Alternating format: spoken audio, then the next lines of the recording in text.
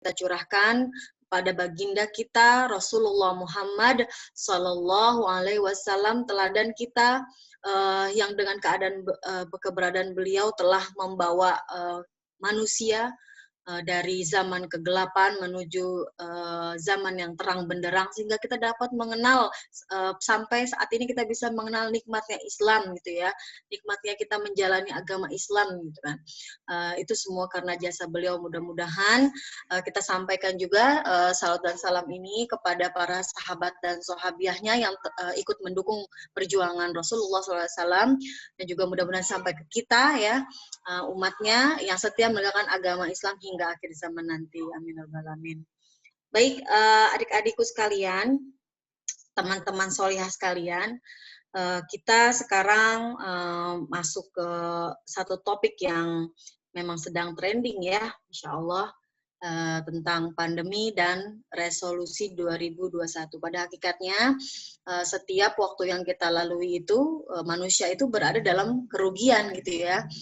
Semua yang potensi meruginya itu sangat banyak ya, kecuali apa ya, di surat Al-Asri, watawasau bil haq watawasau bis sabr, ya, kecuali apa namanya, ilal ladzina amanu wa amilus solihati watawasau bil haq watawasau bis sabr, ya.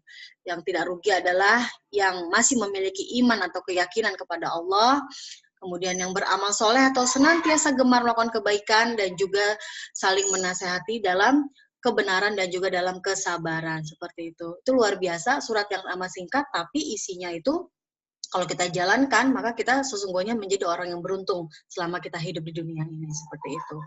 Boleh langsung kita masuk ke slide share-nya. Siapa yang pegang? Ada yang pegang atau bagaimana?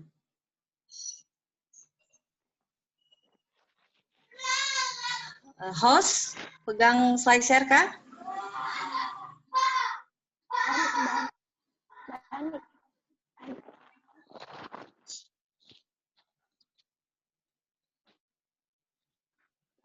Kemarin Mbak Hani sudah dikirimin Mbak Hani. Oh, Hani megang insya Allah. Oke, Hani share ya. Ya. Baik, silakan di-share.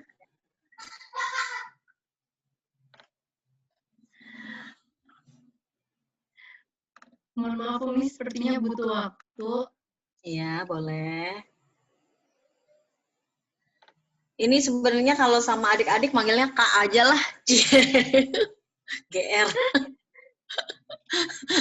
Kalau Umi tuh kalau audiensnya ibu-ibu biasanya. Karena manggilnya kan Bunda, Umi gitu kan. Mama biasanya begitu. Tapi bebas, bolehlah apa aja senyamannya. Boleh ibu, boleh kakak, boleh Umi, mana aja.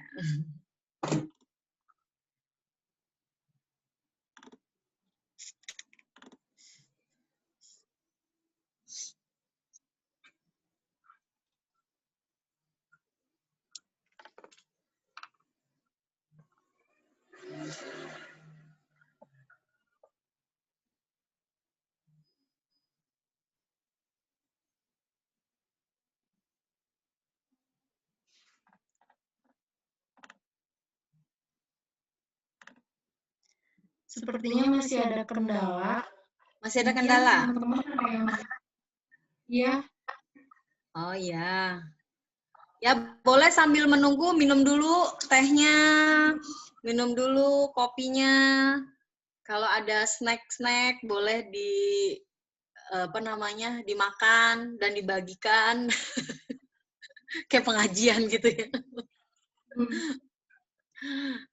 Dibagikan ke teman sebelahnya maksudnya. Di sini semua apa namanya, ada yang sudah menikah belum ya?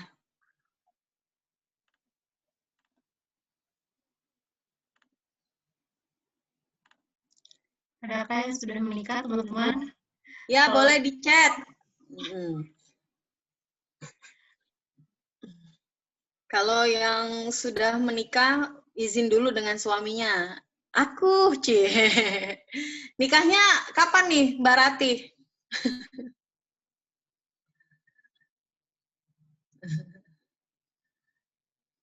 Suami dan anak sudah diamankan. Wah, subhanallah. Aman Umi, insya Allah aman. Iya, iya, iya. Saya juga mengamankan anak saya nih. Alhamdulillah. Iya, soalnya aku baru 3 tahun juga, jadi kalau ikutan, tidak. Oh iya. Jadi apa sih, memang harus ada komunikasi nih ya. Kalau bagi kita nih sebagai seorang ibu ya, terutamanya kita izin dulu kepada suami supaya apa namanya dapat ridho gitu ya. Karena ridho suami kan ridho datang juga ridho dari Allah. Nah, sementara kalau yang belum nikah nih, ya izin dulu nih sama orang tuanya.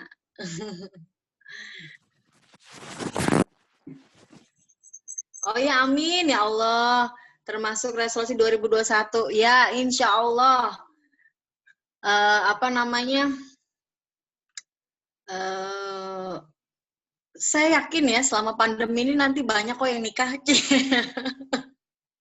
Jadi murah Umi nikah. Jadi kan sewa banyak-banyak. betul ya kan. Saya Dan juga dulu pegel salamannya Umi karena pandemi kan pas masa nikahnya. Nah, betul ya. Terus juga kita apa ya, masih banyak yang bisa kita alokasikan gitu ya. Ya, Dana benar. kita untuk yang lain, dan juga bagi sebagian orang jadi lebih khusyuk sih. Karena apa namanya, terutama di akad nikahnya memang tidak boleh terlalu banyak kan. Kalaupun apa, kalau nggak salah Nggak apa-apa nggak datang gitu. Nggak datang, yang penting transfer. Betul. Oh gitu ya. Yang penting doanya kali. Aduh iya, doa benar. Sebenarnya kan yang penting doanya. Kita walaupun ditransfer tapi ternyata pernikahannya seumur jagung kan, nauzubillah min zalik ya. Ya insya Allah mudah-mudahan ya. Nah di tahun depan ya adik-adik semua yang masih dalam proses mencari jodoh, nanti Allah berikan jodoh yang terbaik buat kalian semua. Jodoh yang dapat menjadi imam yang dapat membimbing, kemudian melengkapi kekurangan gitu ya, dan dengan kehadirannya semakin menyempurnakan kita menjadi hamba Allah yang diridhoinya. Nah, seperti itu ya. Amin ya rabbal alamin. Amin. Oke, insya Allah ini sudah bisa. Sudah bisa? Oke. Boleh nggak aku pakai berpisah? Boleh nggak? Boleh. Alhamdulillah. Ya, baik. Boleh di screen? Di apa? Share slide-nya. Oke, alhamdulillah ya. Baik.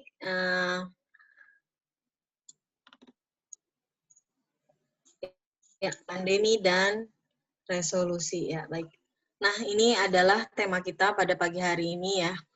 Bagaimana luar biasa kita mengakui bahwa kejadian pandemi kita pada tahun 2020, terutama khususnya di Indonesia ini, telah menunjukkan betapa Allah itu amat sangat berkuasa gitu ya. Dan kalau kita mau mengambil hikmah, bahwa ternyata apa yang Allah rencanakan itu pasti memiliki hikmah yang sangat banyak. Nah, yang pertama ketika kita menghadapi satu pandemi, maka harus banyak memberikan rasa syukur gitu ya, karena sebenarnya itu adalah tingkatan tertinggi seorang hamba ketika ia mendapatkan satu musibah atau ujian seperti itu. Jadi kalau kata ulama salaf yang mengatakan bahwa ada 4 tingkatan nih seorang hamba yang kalau dia mendapatkan ujian. Nah, yang paling bawah itu adalah mengeluh gitu ya. Kemudian yang di atasnya lagi yaitu adalah sabar. Nah, jadi sabar itu ternyata tingkatan ketiga. Sabar itu artinya ia sebenarnya tidak menyukainya, tapi ia berusaha menahan gitu ya. Kemudian tingkatan kedua adalah ridho ya, dia berlapang dada dengan segala ketetapan Allah. Nah, yang paling tinggi makomnya itu adalah syukur. Jadi ketika dia mendapatkan satu hal yang tidak disenanginya, musibah, maka dia malah mengatakan alhamdulillah gitu ya. Alhamdulillah, innalillahi wa inna ilaihi rajiun. Sungguhnya kita ini semua adalah milik Allah dan kita semua akan kembali kepadanya gitu kan. Kemudian diiringi dengan doa Allahumma ajurni fi musibati wa akhlifli khairan minha. Ya Allah, berikanlah aku pahala atas musibah atau ujian ini dan gantikanlah dengan lebih baik gitu. Nah, seperti itu. Nah, ini adalah tingkatan seorang hamba ketika melakukan suatu ujian. Dan juga setelah itu kita juga dengan kondisi yang ada, maka kita ada satu cita-cita yang harus kita buat atau harapan untuk menjadikan dengan kondisi yang ada kita bisa menjadikan pribadi kita yang lebih baik seperti itu. Nah, ini bisa kita capai ya lewat resolusi 2021 yang sebentar lagi kita akan temui seperti itu. Boleh next? Nah, ini sedikit aja sekilas ya. Perkenalkan dulu bagi yang belum kenal dengan saya adalah Farah Oktavia. Kemudian saya dari Psikologi Unpad, S1, dan saya juga alhamdulillah bertemu dengan di Unpad itu bukan hanya mencari ilmu, tapi saya juga mencari jodoh ya, dan ketemu jodohnya alhamdulillah dengan Pak Anjar. Nah, kemudian setelah itu saya mengikuti sertifikasi terapis ya, anak-anak berkebutuhan khusus. Ini juga inspirasinya tidak lain dari anak saya sendiri gitu ya. Masya Allah, anak saya juga ada keterlambatan bicara, sehingga ketika sama AA, nak, maaf, sama AA.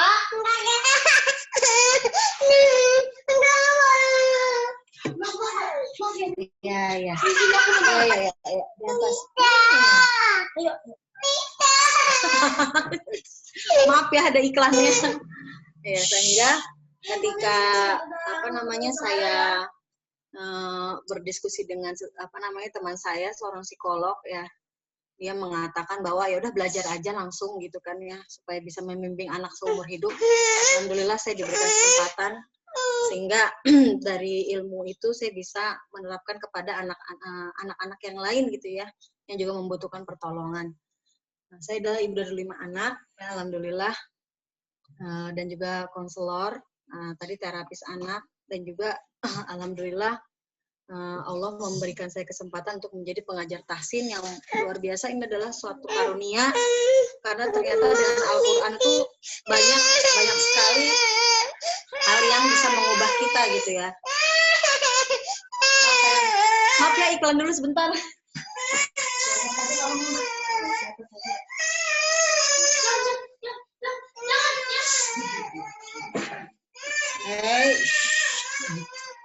Ya, ini karena Pak Anjarnya sedang jadi panitia nikahan karena dia Pak RT.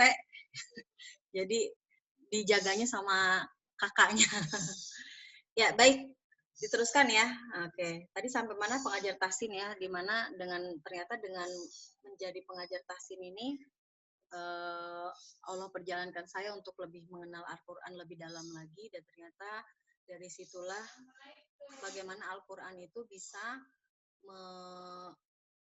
membuka atau mengobati hati kita seperti itu, Masya Allah.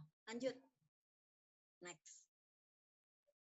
Ya, baik, tadi sudah disampaikan sedikit dari moderator ya, ternyata luar biasa ya, pada akhir 2019 tadi dunia dihebohkan dengan virus yang berbahaya dari Wuhan. Nanti ya Mbak ya, maaf, saya lagi ngisi.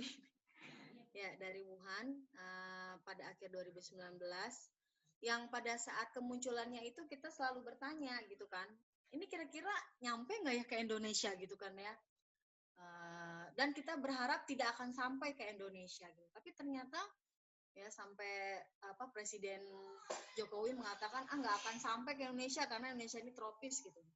Tapi ternyata qadarullah masuk juga ke Indonesia, sehingga pada tanggal 2 Maret tepatnya 2020 itu kasus COVID pertama secara resmi dirilis gitu kan ya.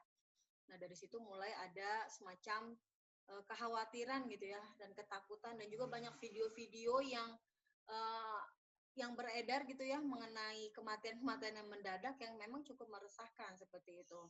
Sehingga dari sini PSBB pun dimulai ya. Nah, di PSBB dimulai ini yang juga menjadi satu hal yang membuat beberapa orang itu menjadi stres karena PSBB ini menyebabkan beberapa usaha menjadi bangkrut gitu ya, ekonomi sudah mulai goyah. Kemudian juga dengan seiringnya perusahaan yang tidak begitu optimal lagi produksinya, maka beberapa PHK mulai muncul. Ada WFH ya, WFH yaitu work from home ya, dan juga ada SFH ya, atau school from home, yang ini memang pada dasarnya membuat beberapa orang tua ya menjadi bertambah stresnya. Begitu juga dengan anak murid itu sendiri gitu ya, Masya Allah, saya punya klien itu ada yang dari orang tuanya juga ada, dan dari muridnya juga sendiri juga ada, Masya Allah. Nah, dan stresnya itu memang bukan yang kita bisa sepelekan gitu ya, karena memang sudah muncul gejala-gejala halusinasi seperti itu karena stres dari SFH itu sendiri. Nah, kemudian juga walaupun sudah PSBB, ternyata pada tanggal 25 Desember ini menembus 700.000 juga gitu ya. Memang ini kemungkinan untuk terus bertambahnya masih ya, tapi sekali lagi ya, kita berpegang kepada Allah gitu ya, bahwa semua takdir yang terjadi pasti adalah takdir yang terbaik dari Allah. Dan juga di sini sudah ada 20.847 yang meninggal ya, dan memang salah satunya termasuk dari sahabat saya yang sangat soleh. Masya Allah, saya juga sangat kehilangan, tapi ya insya Allah bagi mereka yang meninggal karena wabah ini terhitung syahid gitu ya. Oke. Dari sini juga kita sudah mulai menerapkan protokol baru, yaitu bukan hanya 3M, sekarang udah 4M ya. Yaitu mencuci tangan, menjaga jarak, memakai masker, satu lagi menghindari kerumunan. Walaupun tetap saja masih ada yang berkerumun gitu ya, karena pada dasarnya manusia ini adalah makhluk sosial. Jadi kalau nggak ngumpul itu kayaknya juga bisa membuat orang bisa jadi agak stres sedikit gitu. Jadi kadang-kadang memang butuh juga gitu ya. Cuma tetap saja harus diberikan protokol. Ya, silakan. Next. Nah, dengan segala situasi ini, sebenarnya bagaimana sih sikap kita? Nah, ternyata sikap kita itu ya akan muncul tergantung dari cara pandang kita. Nah, sekarang sedikit nih ya, boleh saya minta pendapat dari peserta yang ada di sini, ya, adik-adik yang ada di sini, ya, teman-teman Solihah yang ada di sini. Ini gambar apa ya yang kalian lihat pertama kali? Boleh langsung di chat. Ini gambar apa? Ayo. Apa yang terlihat oleh kalian? Boleh responnya boleh lewat chat. Nenek, oke. Ada lagi?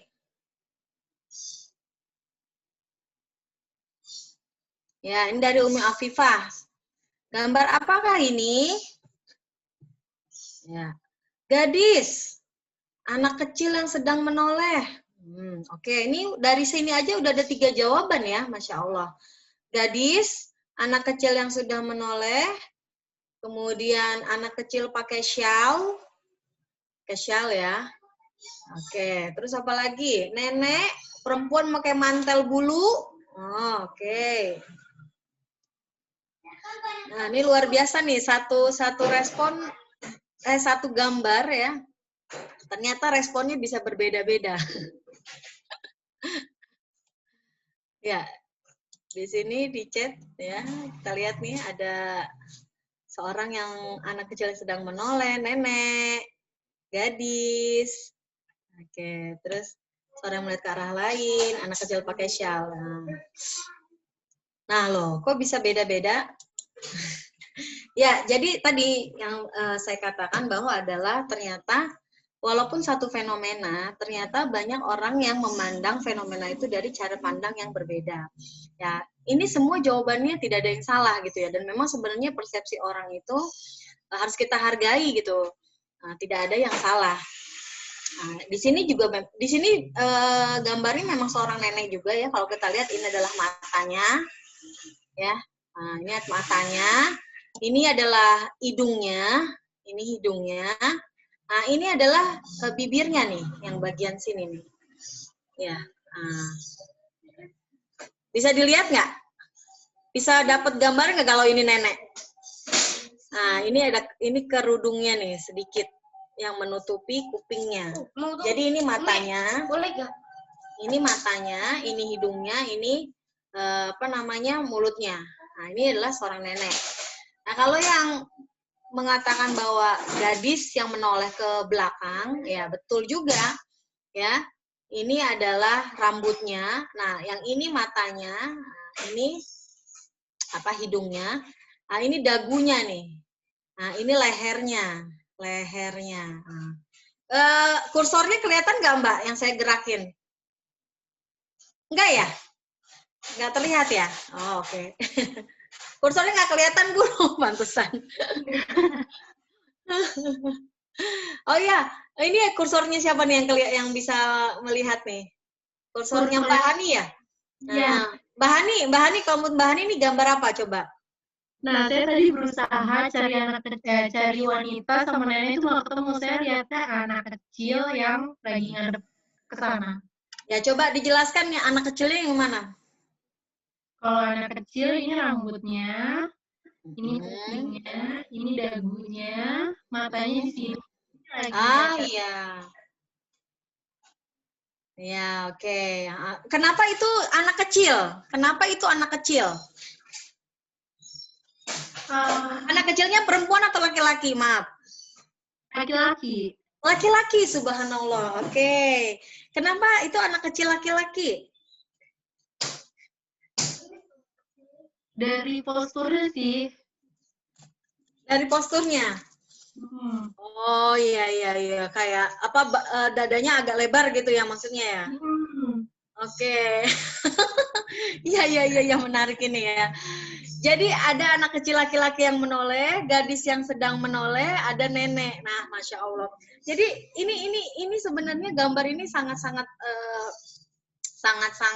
tenar ya kalau kita kuliah psikologi nih ya, karena ini menunjukkan bahwa dari satu fenomena ya, ternyata seseorang itu bisa memandang orang-orang itu bisa memandang dengan cara yang berbeda gitu. Dan memang itu adalah pandangan orang, harus kita hargai seperti itu. Dan kalaupun ada yang salah, maka ada baiknya kita coba luruskan seperti itu dengan pelan-pelan gitu ya, dengan sesuai dengan karakter yang ia miliki gitu. Nah, oke. Jadi memang ini benar semua ya, ada anak kecil bisa, ada gadis kecil yang menoleh, dan juga ada seorang nenek. Nah, tergantung dari cara kita memandangnya, ingat ya. Jadi semua sikap yang kita nanti akan tampilkan amat sangat tergantung dari cara kita memandang suatu masalah gitu. Baik, lanjut.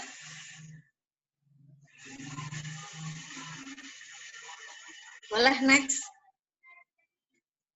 Nah, ternyata ya kalau kalau kita itu melihat satu fenomena ya, apalagi ini ternyata fenomenanya ini yang tidak enak tuh ya, seperti pandemi ini, situasi pandemi ini ya, dengan segala konsekuensi yang kita harus jalani. Maka kita perlu sekali ya agar kita tetap sehat gitu ya, sehat secara jiwa, sehat secara batin, perlu sekali untuk kita untuk membangun mindset. Nah, mindset yang pertama adalah yakini bahwa rencana Allah selalu lebih baik dari rencana manusia, seperti itu. Dan kita tahu bahwa Allah berkata, boleh jadi kamu membenci sesuatu ya, padahal itu amat baik bagimu gitu ya. Wa sa'an takrahu syai'a wa huwa khairul lakum ya. Boleh jadi kamu mencintai sesuatu padahal itu amat buruk bagimu gitu ya. Wa asa antuhibbu syai'a wa huwa syarrul lakum. Nah, kemudian Allah menegaskan lagi di terakhirnya wallahu ya'lamu wa antum la ta'lamun gitu kan ya. Bahwa sebenarnya kamu itu cuma tahu sedikit gitu ya. Allah itu yang tahu segalanya. Jadi mindset kita yang pertama ketika ada satu musibah atau ujian yang datang adalah rencana Allah selalu lebih baik dari rencana manusia gitu ya. Takdir dari Allah selalu lebih baik daripada keinginan manusia itu sendiri.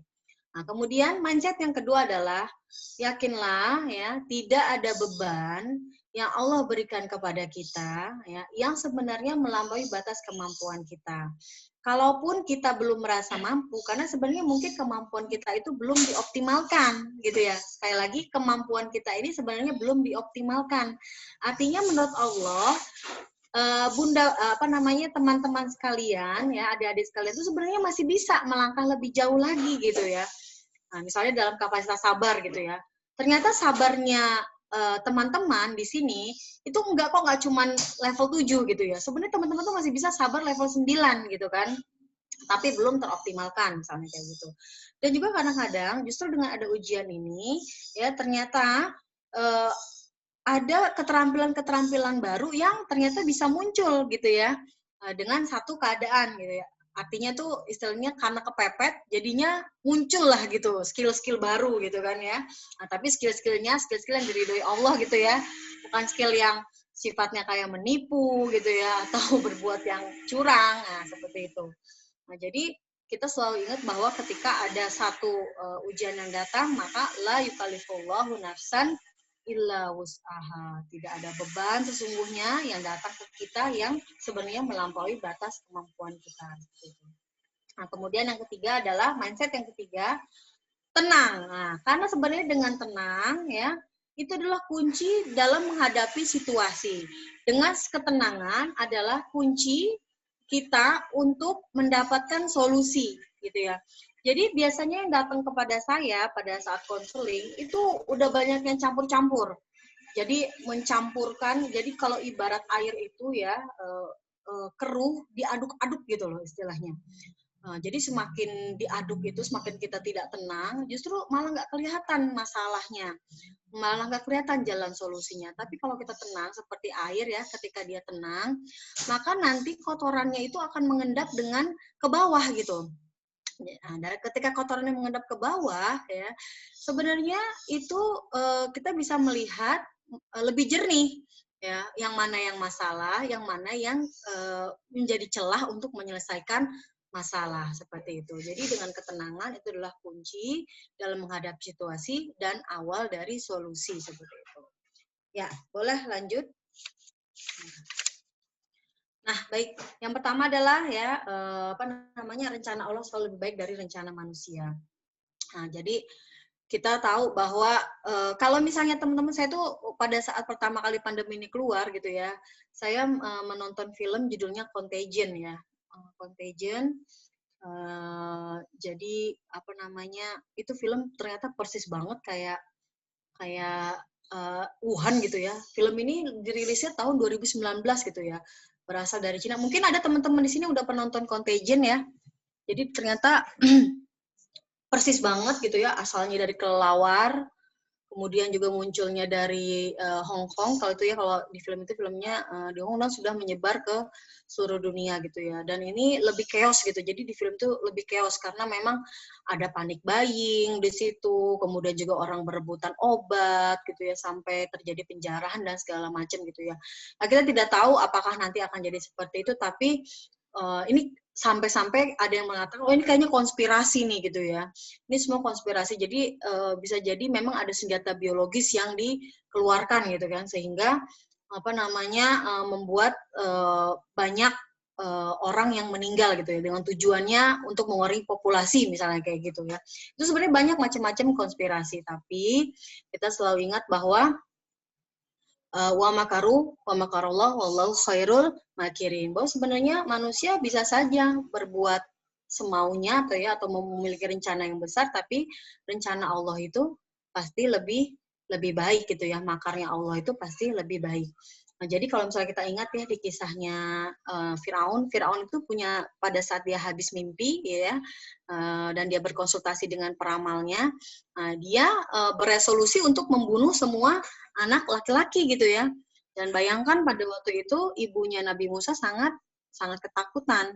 Nah, tapi ternyata walaupun ternyata makarnya si Firaun ini ya nggak bisa menghindari takdir ia bahwa ia akan dikalahkan oleh seorang pria. Bayangkan Nabi Musa itu ternyata dengan caranya Allah malah dihanyutkan ke Sungai Nil dan diambil oleh istrinya sendiri yaitu Asiyah gitu ya, di mana pada waktu itu Firaun sangat-sangat menyayangi Asiyah sehingga karena kepermintaan Asiyah justru Nabi Musa menjadi anak angkatnya. Nah itu luar biasa ya, ternyata kita nggak usah takut gitu.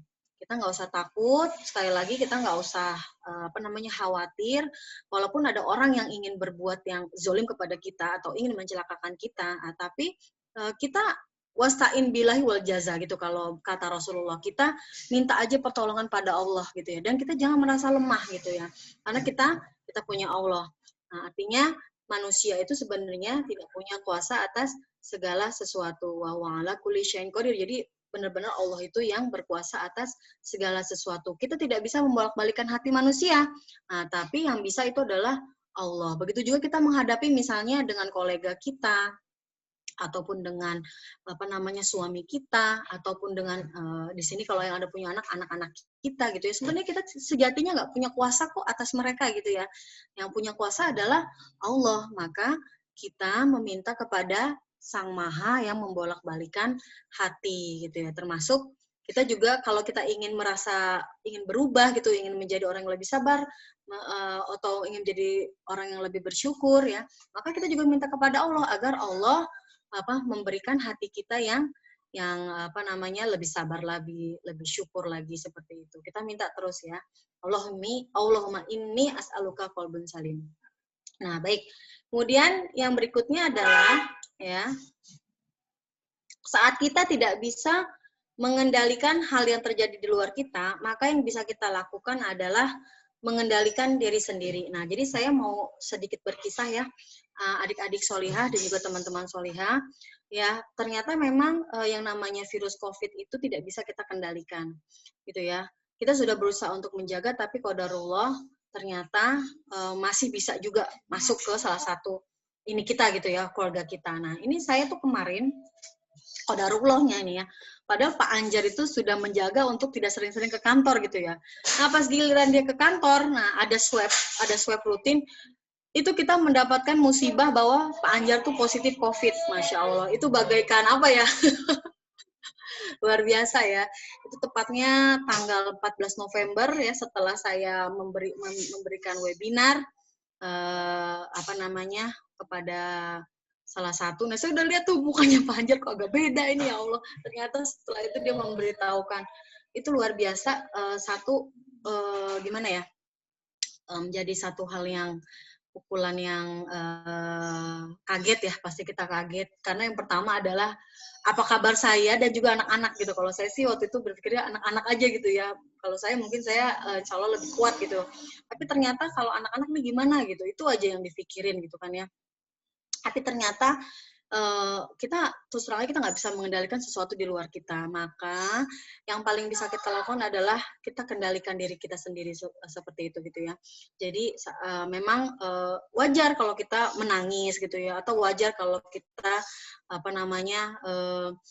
mungkin bisa sampai, kalau saya pribadi pada waktu itu sampai sulit untuk tidur pada malam pertama gitu ya. Walaupun akhirnya tidur juga sih, alhamdulillah gitu ya. Artinya ya sudahlah, kita jalin aja takdir ini gitu.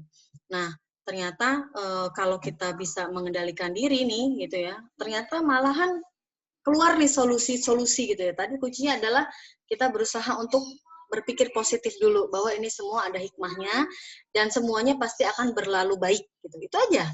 Ini semua akan berlalu baik gitu. Itu yang kita pikirkan, kita optimis, ini semua akan berlalu baik ya. Nah, jadi ada beberapa hal yang saya lakukan untuk mengendalikan diri saya. Yang pertama ya saya melakukan relaksasi. Jadi biasanya saya mengajarkan relaksasi kepada klien, ini saya relaksasi sendiri gitu ya. Masya Allah. Kemudian juga ternyata hikmahnya saya lebih sering curhat kepada Allah ya, di sepertiga malam. Dan juga meminta kepada Allah supaya ditunjukkan jalan yang lurus nih dalam menghadapi situasi seperti ini gitu ya. Bagaimana menangani anak-anak, bagaimana menangani Pak Anjar gitu ya, bagaimana juga menangani diri sendiri, dan juga bagaimana menangani stigma ya, atau pandangan dari masyarakat gitu ya. Ini justru yang jadi kenal yang positif malahan ketua RT-nya sendiri gitu kan. Ya Allah, Masya Allah, gimana ini ya.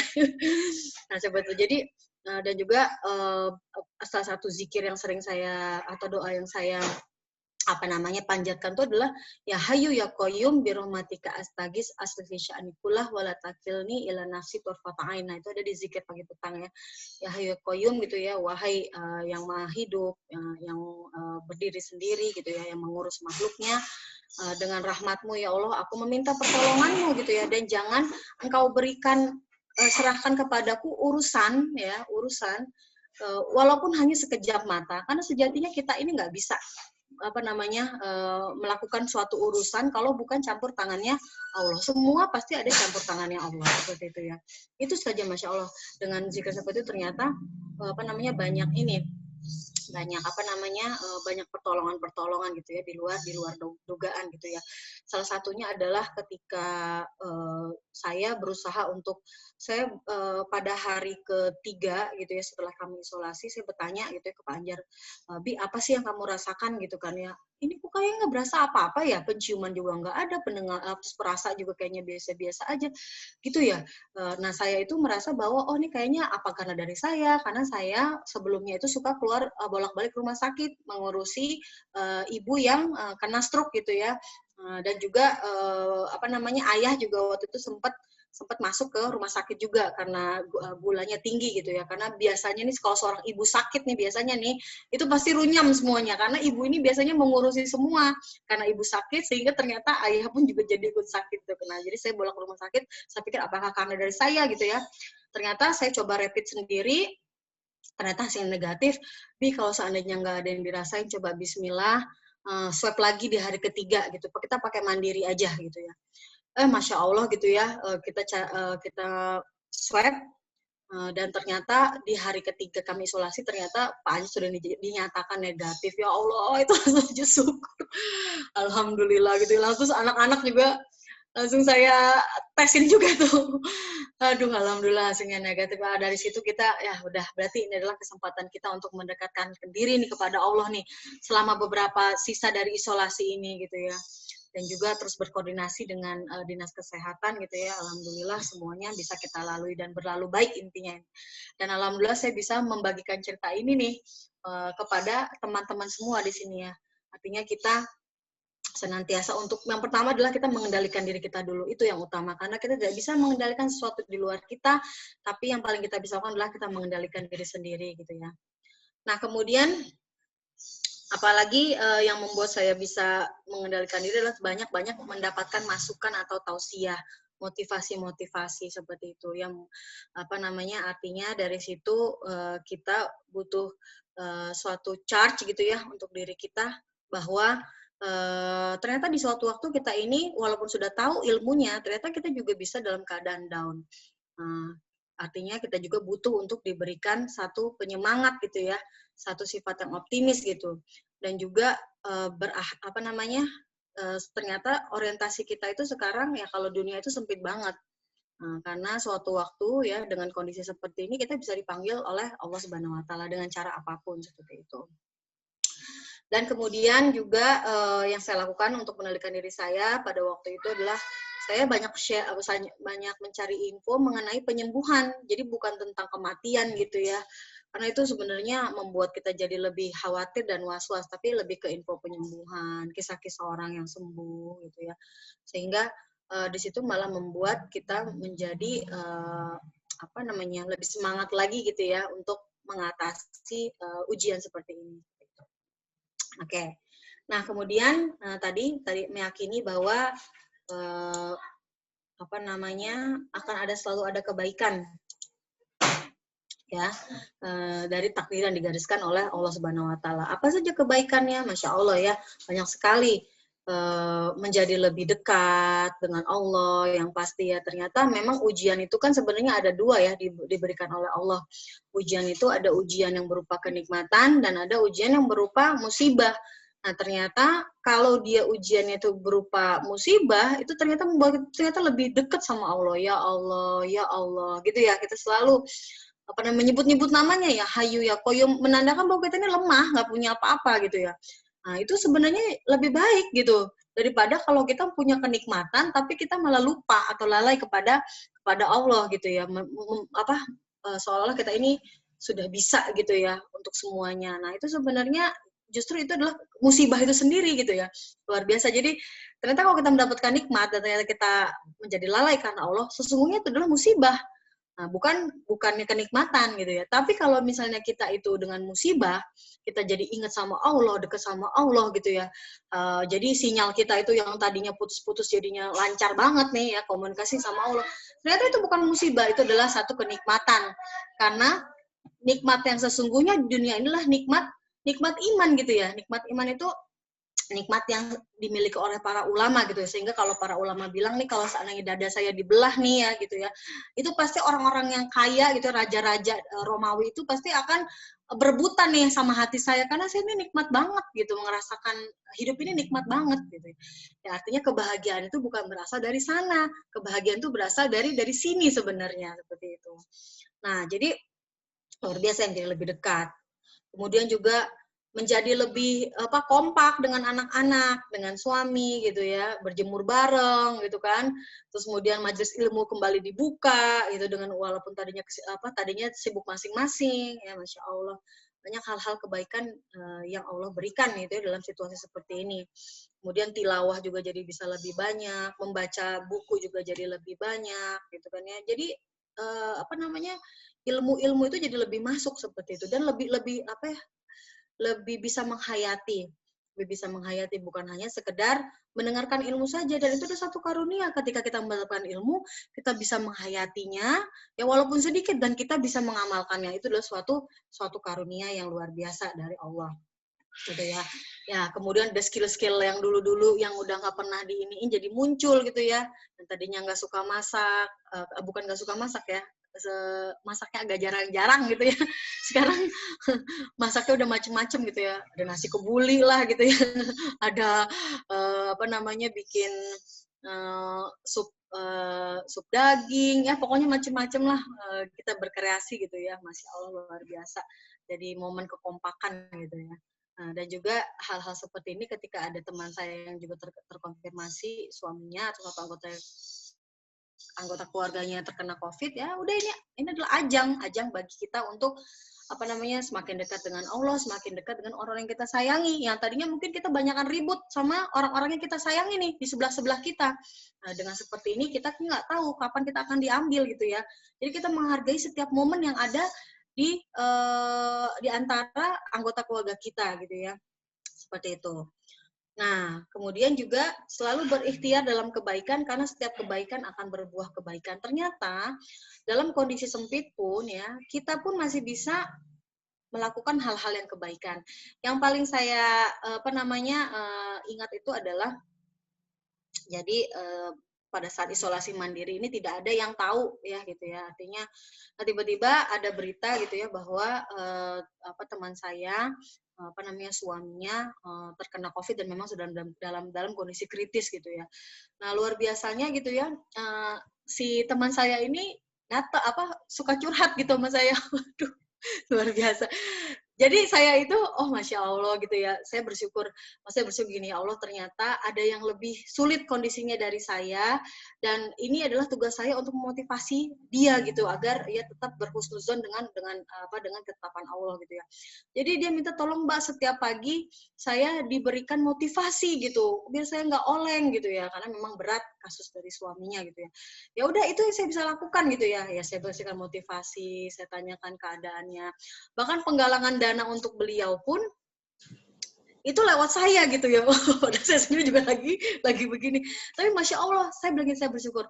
Ya Allah, terima kasih ya Allah, Engkau memberikan aku kesempatan untuk melakukan kebaikan gitu, walaupun hanya dari rumah gitu ya.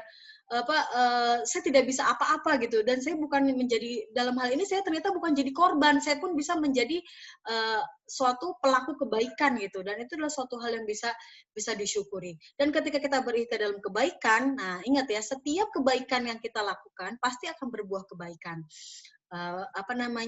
Bukan berarti kita mengharapkan jasa kita dari kebaikan yang pernah kita berikan ke satu orang, karena Allah biasanya akan mengantarkan tangan-tangan yang lain memberikan kebaikan kepada kita gitu. Luar biasa ya, alhamdulillahnya pada saat masa pandemi awal ada gerakan sabung hidup yang saya buat dengan teman-teman gitu ya, ada memberikan beras, sembako gitu ya, kemudian kepada para pengemis, gitu. Bukan pengemis, pemulung ya, pemulung, kemudian para pedagang kaki lima gitu ya, dan lain-lain sebagainya. Nah, alhamdulillahnya pada saat saya isolasi mandiri gitu ya, itu luar biasa ya, pertolongan tuh banyak banget gitu ya. Bahkan pada saat saya isolasi mandiri itu aja masih ada bantuan yang datang gitu ya. Masya Allah gitu ya. Beras tuh sampai banyak banget gitu ya Allah. Alhamdulillah ini rezeki dari Allah gitu ya. Padahal pada saat kondisi itu dalam 2 minggu itu kami tidak bisa istilahnya terapi ini ditutup gitu kan. Tapi ternyata Allah memberikan lewat rezeki-rezeki yang lain. Nah, ini luar biasa. Ini sedikit sharing dari kisah ini ya. Ya boleh, next. Ya, baik. Nah, adik-adik sekalian, teman-teman Solihah, ingat ya, tidak ada beban yang melampaui batas kemampuan kita. Kita umpamakan, selalu kita meyakini bahwa inna ma'al usri yusro, fa inna ma'al usri yusro. Nah, jadi inna ma'al itu sebenarnya artinya bukan sesudah, tapi bersama ya. Artinya kalau kita dalam masa kesulitan, pasti juga Allah akan memberikan kemudahan. Nah, ini adalah satu keniscayaan nih. Gak mungkin kita sulit, tapi tidak ada pertolongan dari Allah gitu ya. Nah, ini ketika kita fokusnya itu ternyata di kemudahannya. Jangan di kesulitannya aja. Karena kalau kita berfokus ke kemudahan ya, itu Allah akan memberikan justru jalan keluar yang lain, nikmat-nikmat yang lain. Nah, seperti itu. Dan apabila kita mempunyai suatu beban dan itu kita anggap sebagai sebongkah batu gitu ya yang kita harus bawa, maka ya, ini patokannya, ini pijakannya. Yang pertama, tidak semua beban atau batu itu harus kita bawa. Artinya apa? Beban ini bisa dibagi gitu ya. Beban ini bisa dibagi kepada suami kita misalnya, bisa juga dibagi kepada teman kita, bisa juga beban ini kita bagi kepada anak kita, kalau kita punya anak gitu ya, atau kita bagi kepada adik kita gitu ya. Nah, artinya pada saat saya juga mendapatkan musibah ibu yang sedang sakit ya artinya beban ini nggak harus kita bawa semua, kita bagi kepada adik-adik, saya sih kepada adik kita gitu ya. Dan itu juga adik kita juga jangan menanggung beban ini sendirian, harus juga kita berbagi kepada diri kita seperti itu. Nah, kemudian tinggalkan beban atau batu nih ya, kalau lagi mengangkat batu yang di luar jangkauan kita. Artinya yang bukan tanggung jawab kita secara langsung ya kita tinggalkan saja gitu ya. Karena kita juga tahu kita ini punya kemampuan, kita punya kapasitas diri. Masalah orang yang memang bukan tanggung jawab kita secara langsung, boleh kita agak disekiankan gitu, di nomor sekiankan. Yang paling pertama adalah bagaimana masalah itu yang beban yang harus kita bawa adalah yang memang berkaitan secara langsung dengan diri kita seperti itu. Karena kalau misalnya kitanya kuat, kitanya sudah stay, udah sehat, udah baik, itu lebih mudah bagi kita untuk melakukan hal-hal yang lainnya gitu. Nah, kemudian berfokuslah kepada kemampuan yang kita miliki ya, manfaatkan resource yang ada gitu ya. Artinya, kalau kita cuma mampu mengangkat batu itu dengan tangan, ya kita nggak punya misalnya alat pengungkit gitu atau gerobak, ya udah kita kita itu saja yang bisa kita lakukan dengan resource yang kita punya. Tapi kalau kita misalnya punya alat yang lebih canggih gitu ya, nah maka manfaatkanlah resource yang ada seperti itu. Nah, kemudian pada saat kita memikul beban ini ya, perlu sekali untuk kita beristirahat. Karena istirahat ini ya adalah momen bagi kita untuk kembali menarik nafas gitu ya, menarik nafas, kemudian juga mencharge diri kita gitu ya, energi kita, pikiran kita ya, untuk kembali menjalankan sebuah beban yang berikutnya gitu ya. Nah, yang terakhir nih ya, nah ini kita memberikan pemaknaan bahwa ya, jadi pemaknaan ini ternyata adalah sumber bagaimana kita akhirnya membawa beban ini dengan riang gembira gitu loh. Nah, artinya keyakinan bahwa kita membawa sebuah batu berlian yang mahal, nah itu akan jauh lebih memotivasi dibandingkan bila kita menghayati membawa batu karang yang tak bernilai. Nah, biasanya kalau saya pribadi kemarin ya, ketika saya mengurus orang tua, ya ini kan sesuatu yang membuat saya kaget karena saya sendiri tidak punya khodimat, sudah tidak punya khodimat, mengurus 5 anak dan suami, tiba-tiba dengan seperti ini. Tapi dengan pemaknaan bahwa ya Allah, ini adalah kesempatan saya terakhir ya dalam masa seperti ini kita tidak pernah tahu untuk memuliakan orang tua saya gitu, dan mudah-mudahan ini semua adalah pintu salah satu salah satu pintu kita untuk membuka kebaikan baik di dunia maupun di akhirat. Itu ini adalah batu berlian gitu ya. Mas juga kalau kita mengurus anak kita nih ya, anak kita lagi rewel, lagi cengeng gitu ya. Ini sebenarnya batu berlian nih ya. Nanti ini anak kita ini akan menjadi pemimpin gitu ya. Anak kita ini akan menjadi suatu orang yang mempunyai kemaslahatan yang banyak untuk umat gitu ya. Jadi kita sedang mendidik anak yang luar biasa nih, yang akan menjadi sesuatu gitu ya, yang akan menjadi salah satu yang membawa kebaikan di muka bumi ini gitu. Kita udah punya mindset seperti itu, sehingga ini adalah batu berlian gitu ya. Dan ini akan jauh lebih memotivasi kita, membuat kita menjadi lebih bersabar ya, membuat kita menjadi lebih bersyukur dibanding kalau kita menghayati ini adalah batu karang yang tak bernilai. Nah, jadi pemaknaan ini yang membawa kita itu menjadi lebih bersemangat untuk memikul beban itu sendiri. Seperti itu. Next. Oke. Nah, yang ketiga, mindset yang ketiga adalah ketenangan hati, kunci dalam menghadapi situasi. Jadi kalau dalam psikologi ya, teman-teman solihah, adik-adik solihah, ini ada beberapa respon yang akan ditampilkan oleh manusia ketika menghadapi situasi yang mengancam, ya, situasi yang tidak menyenangkan. Yang pertama adalah fight. Nah, fight itu adalah responnya menyerang, mengkonfrontasi, gitu ya, mendominasi. Kemudian juga, dasar emosinya adalah kemarahan atau merasa tersakiti, gitu ya. Jadi memang kelihatan sekali sifat marah-marahnya, agresinya, gitu ya. Nah, apa perilaku yang muncul? Insult, ya, blame, menyalahkan, mistreat. Nah, ini seperti itu. Jadi ini adalah reaksi ya yang muncul yang pertama. Yang kedua adalah flight. Nah, flight ini ya adalah menghindar. Jadi ini melawan, ini menghindar. Nah, apa responnya? Ya lari, sembunyi, menarik diri gitu ya. Nah, apa sih emosinya? Emosinya itu adalah sebenarnya cemas. Ya, jadi dia karena emosi yang cemas ini dia takut gitu. Kemudian dia menyangkal, udah ini enggak kenapa-napa kok gitu ya. Padahal sebenarnya ini sesuatu yang sebenarnya kenapa-napa gitu ya. Tapi dia berusaha untuk menyangkalnya gitu kan. Nah, menyangkal bahwa sebenarnya tidak semuanya baik-baik aja, padahal sebenarnya ini sesuatu yang tidak baik-baik saja. Dan ini banyak terjadi.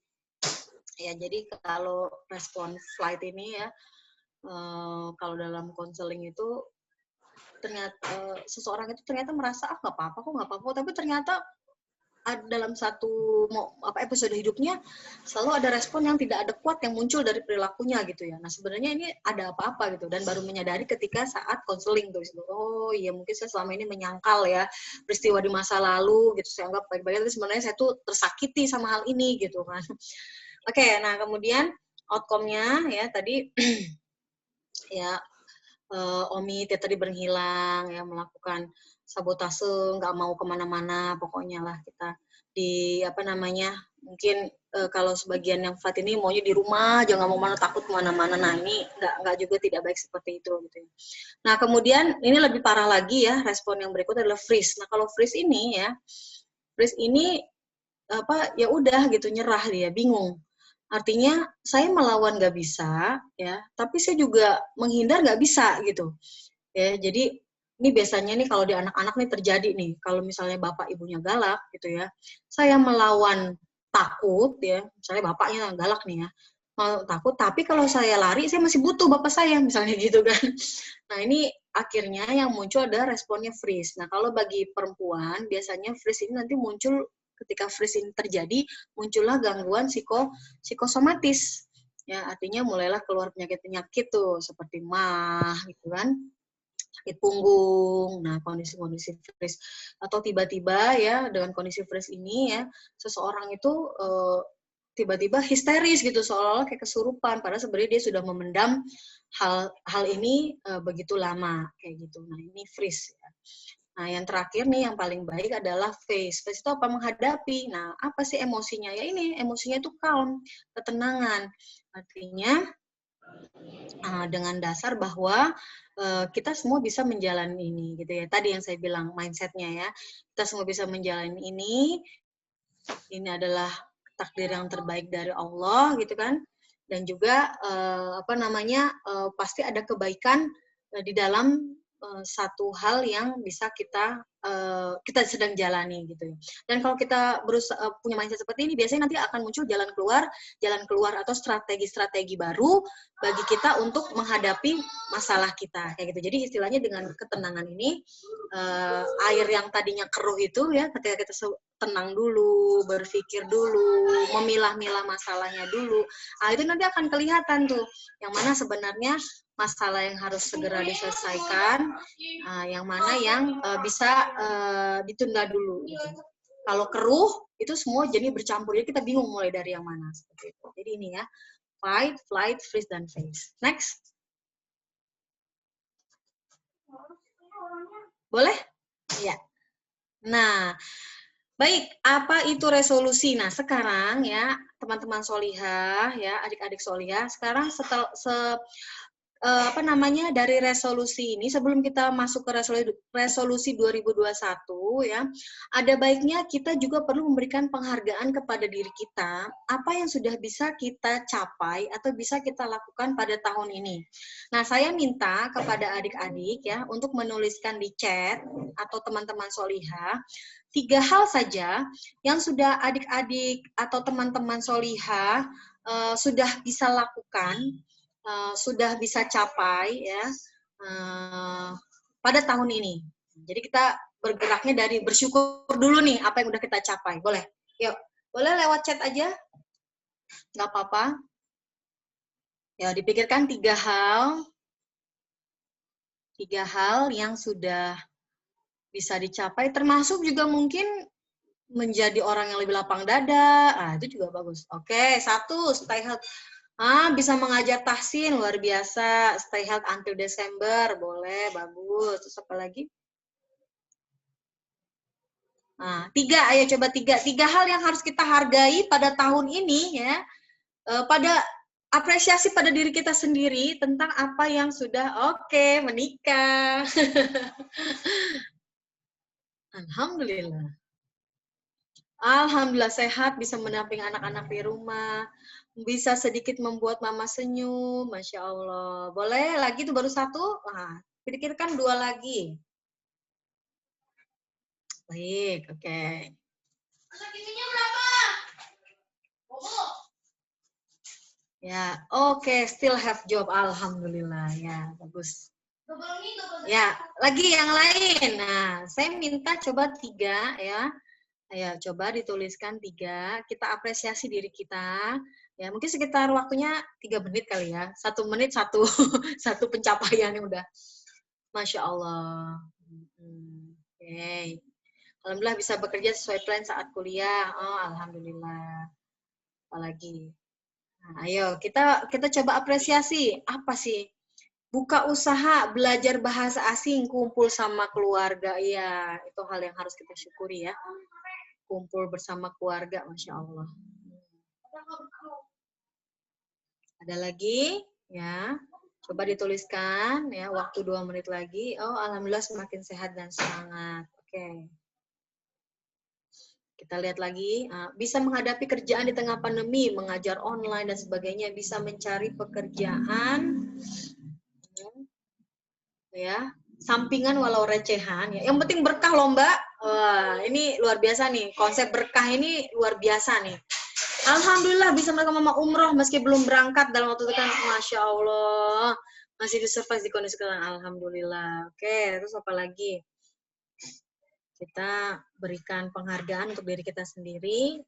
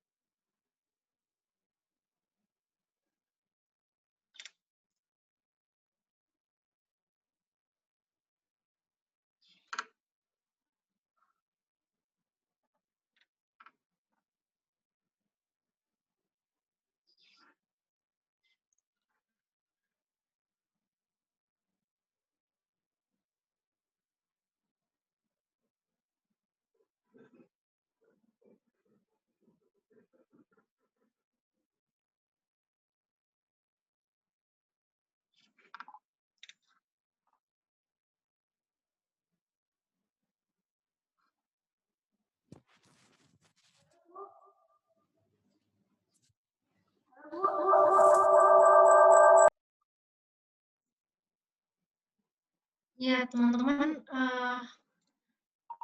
Bu Farah.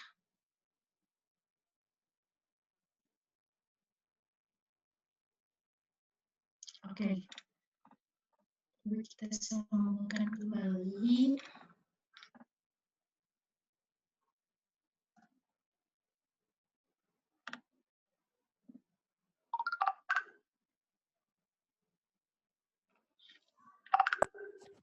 Ya, teman-teman mohon maaf dari Bu Farahnya mati lampu.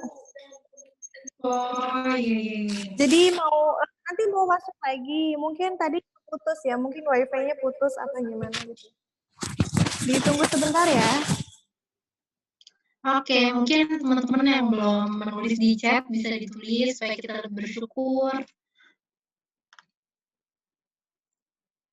Ini sudah banyak nih.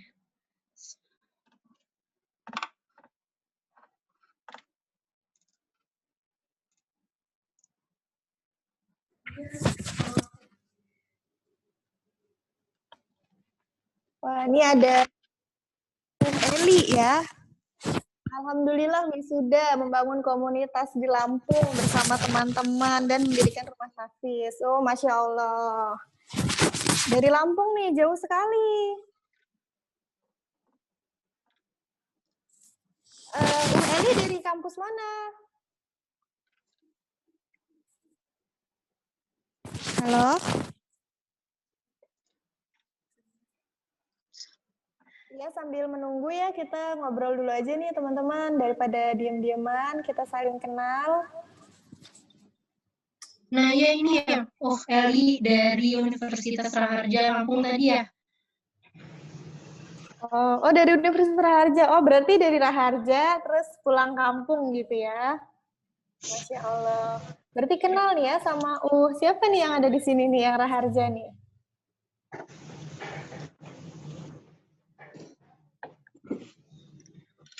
Ini ada lagi Mbak Rati dari Mbak Yati. Alhamdulillah bisa bantu saudara di rumah, ngurus-ngurus keperluan mereka, bantu biaya nikah saudara, dan bisa bareng orang tua dan saudara untuk lengkap. Masya Allah, Mbak Yati. Luar biasa ya. Luar biasa. Nah, kalau resolusi teman-teman sendiri apa nih? Setelah pandemi, kira-kira ada yang belum tercapai dan mungkin terhambat. Assalamualaikum. Waalaikumsalam. Assalamualaikum. Kembali. Salam.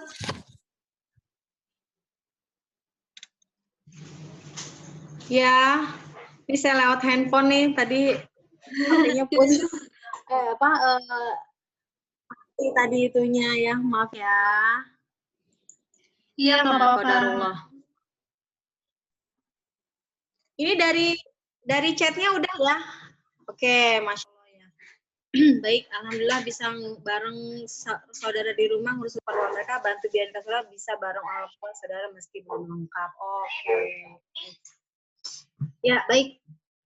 Ya, jadi mengapa saya minta teman-teman ini untuk menuliskan apa yang sudah dicapai ya, karena dengan kita mengapresiasi diri kita ya, maka kita akan lebih bersemangat untuk mencapai apa yang belum bisa tercapai di tahun depan atau meningkatkan capaian kita ya dari tahun ini ke tahun yang berikutnya, seperti itu. Ya, seperti itu. Suara saya kedengaran nggak ya? Terdengar jelas. Iya, oke, alhamdulillah. Baik. Nah, seperti itu.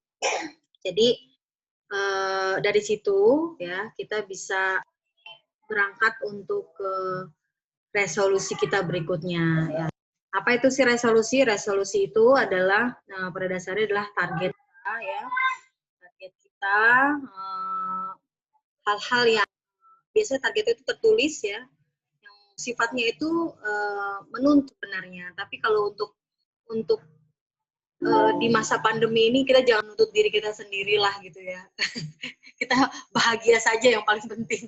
Karena dengar-dengar kata tuntutan itu kadang-kadang menjadi sesuatu yang yang akhirnya jadi merugikan buat diri kita sendiri ya. Seperti itu. Ya, baik. Nah, saya mau pakai yang ini aja deh.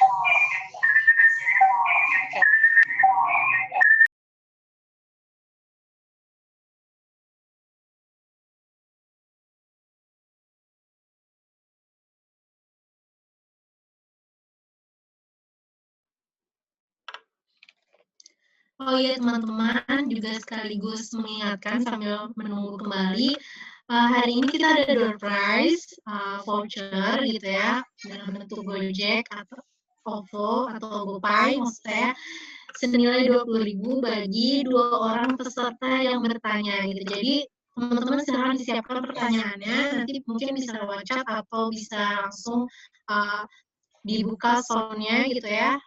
Jadi voucher ini hanya untuk 2 orang saja, masing-masing 20.000. Oke?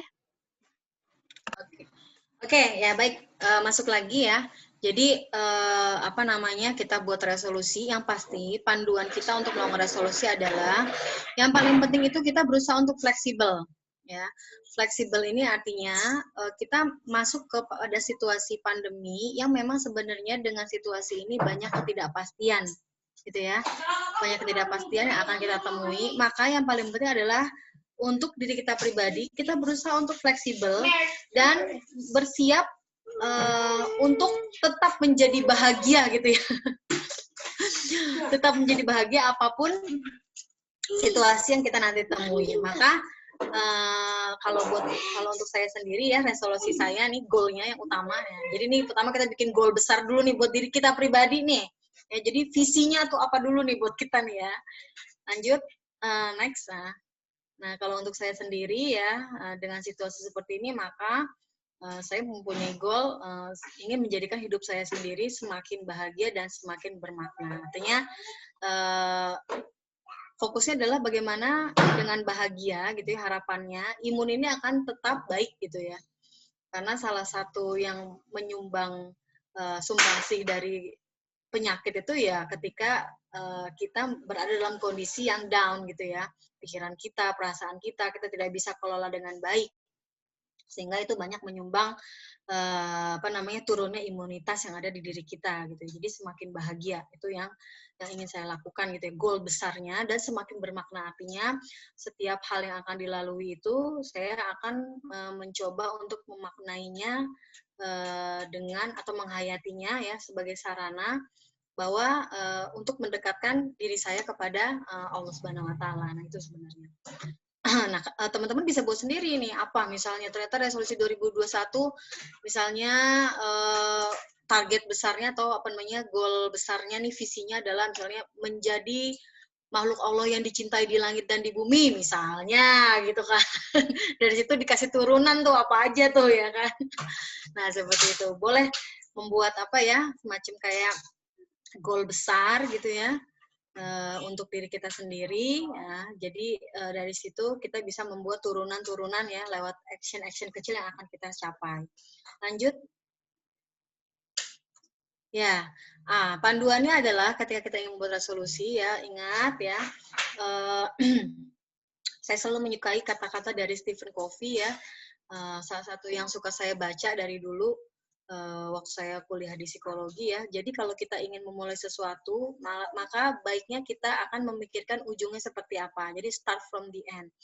Karena di masa pandemi ini begitu banyak yang memang sudah berguguran gitu ya artinya, maka kita harus memikirkan bahwa kalau kita seandainya nanti diambil oleh Allah, maka kita ingin dikenang menjadi orang yang seperti apa gitu ya.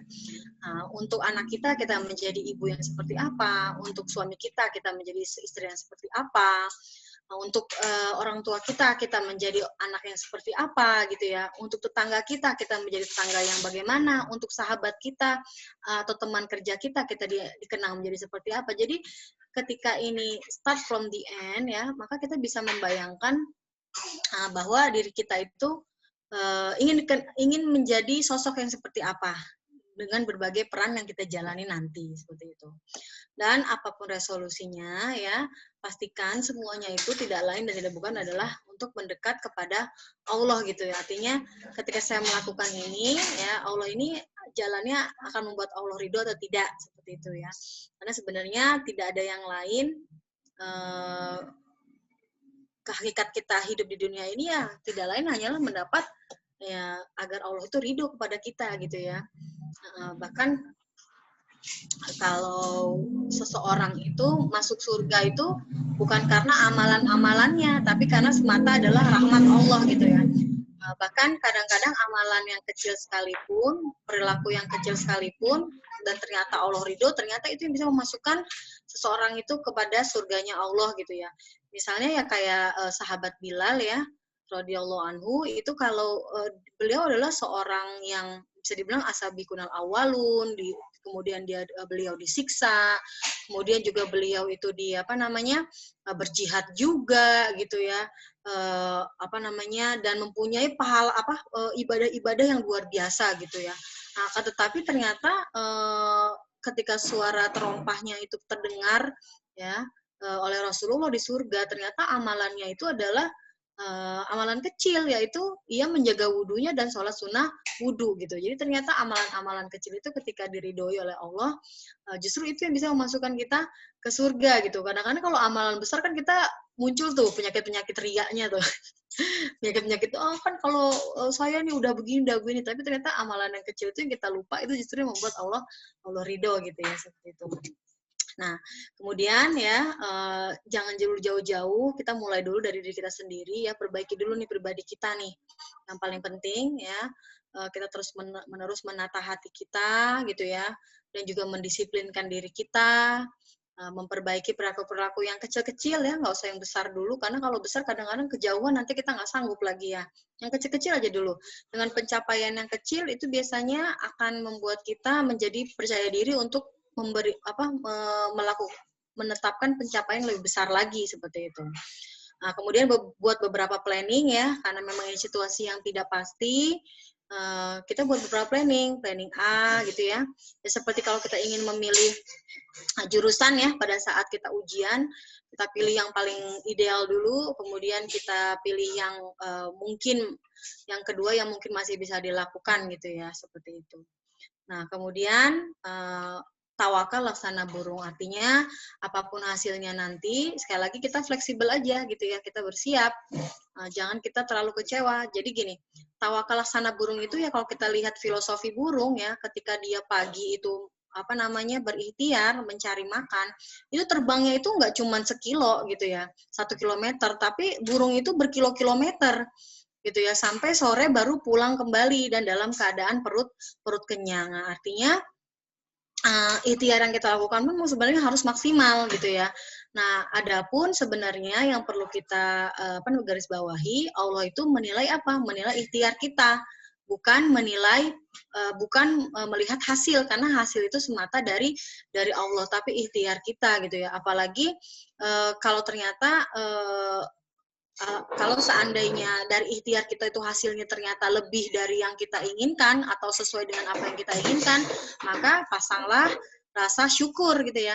Tapi kalau seandainya ternyata apa yang kita ikhtiarkan itu tidak sesuai dengan yang kita inginkan atau meleset jauh gitu ya, maka pasanglah rasa sabar gitu ya. Nah, kalau seandainya ternyata apa yang kita ikhtiarkan itu gitu ya, misalnya dengan bisnis kita ternyata ya cuman dapat setengahnya dari yang kita targetkan gitu kan ya. Nah, ya pasang rasa qanaah. Nah, apa itu qanaah? Merasa cukup. Nah, jadi semuanya itu ya, yang namanya sabar, yang namanya syukur, yang namanya qanaah, itu semuanya bagus semua di mata Allah gitu. Jadi nggak ada yang rugi urusan kita sebagai seorang mukmin. Lanjut.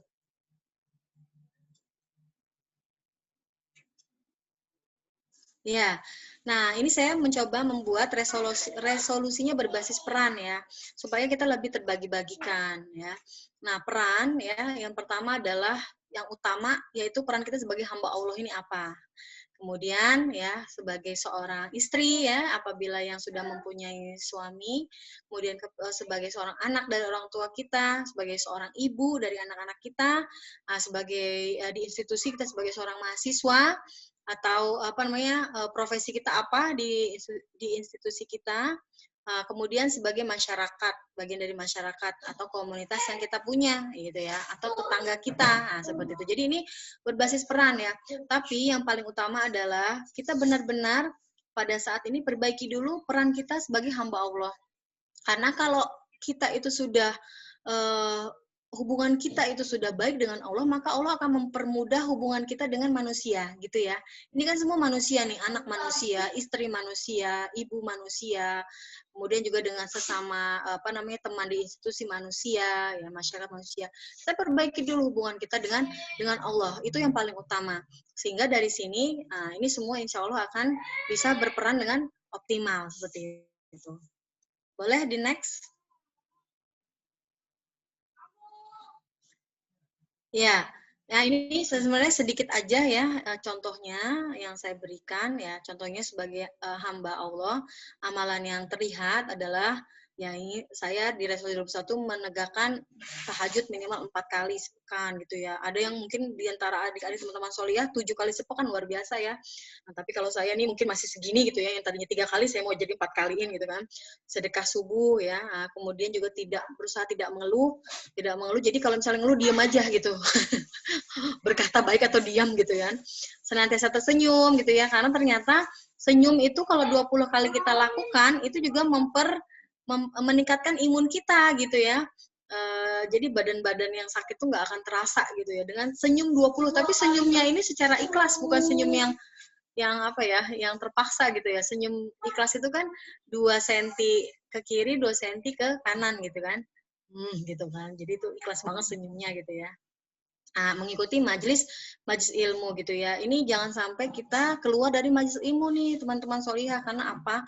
Luar biasa ya. Tadi yang saya katakan kalau kita masuk ke majelis ilmu, maka tadi justru kita mendapatkan ketenangan satu ya kan.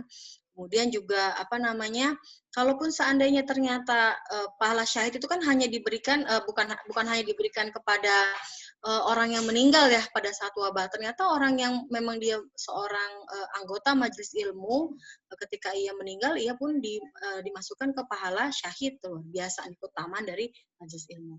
Nah ini amalan batin lebih ikhlas lagi ya. Kalau dulu tuh bersandarnya pada pandangan orang. Nah coba sekarang semuanya itu bersandar pada pandangan Allah aja deh gitu.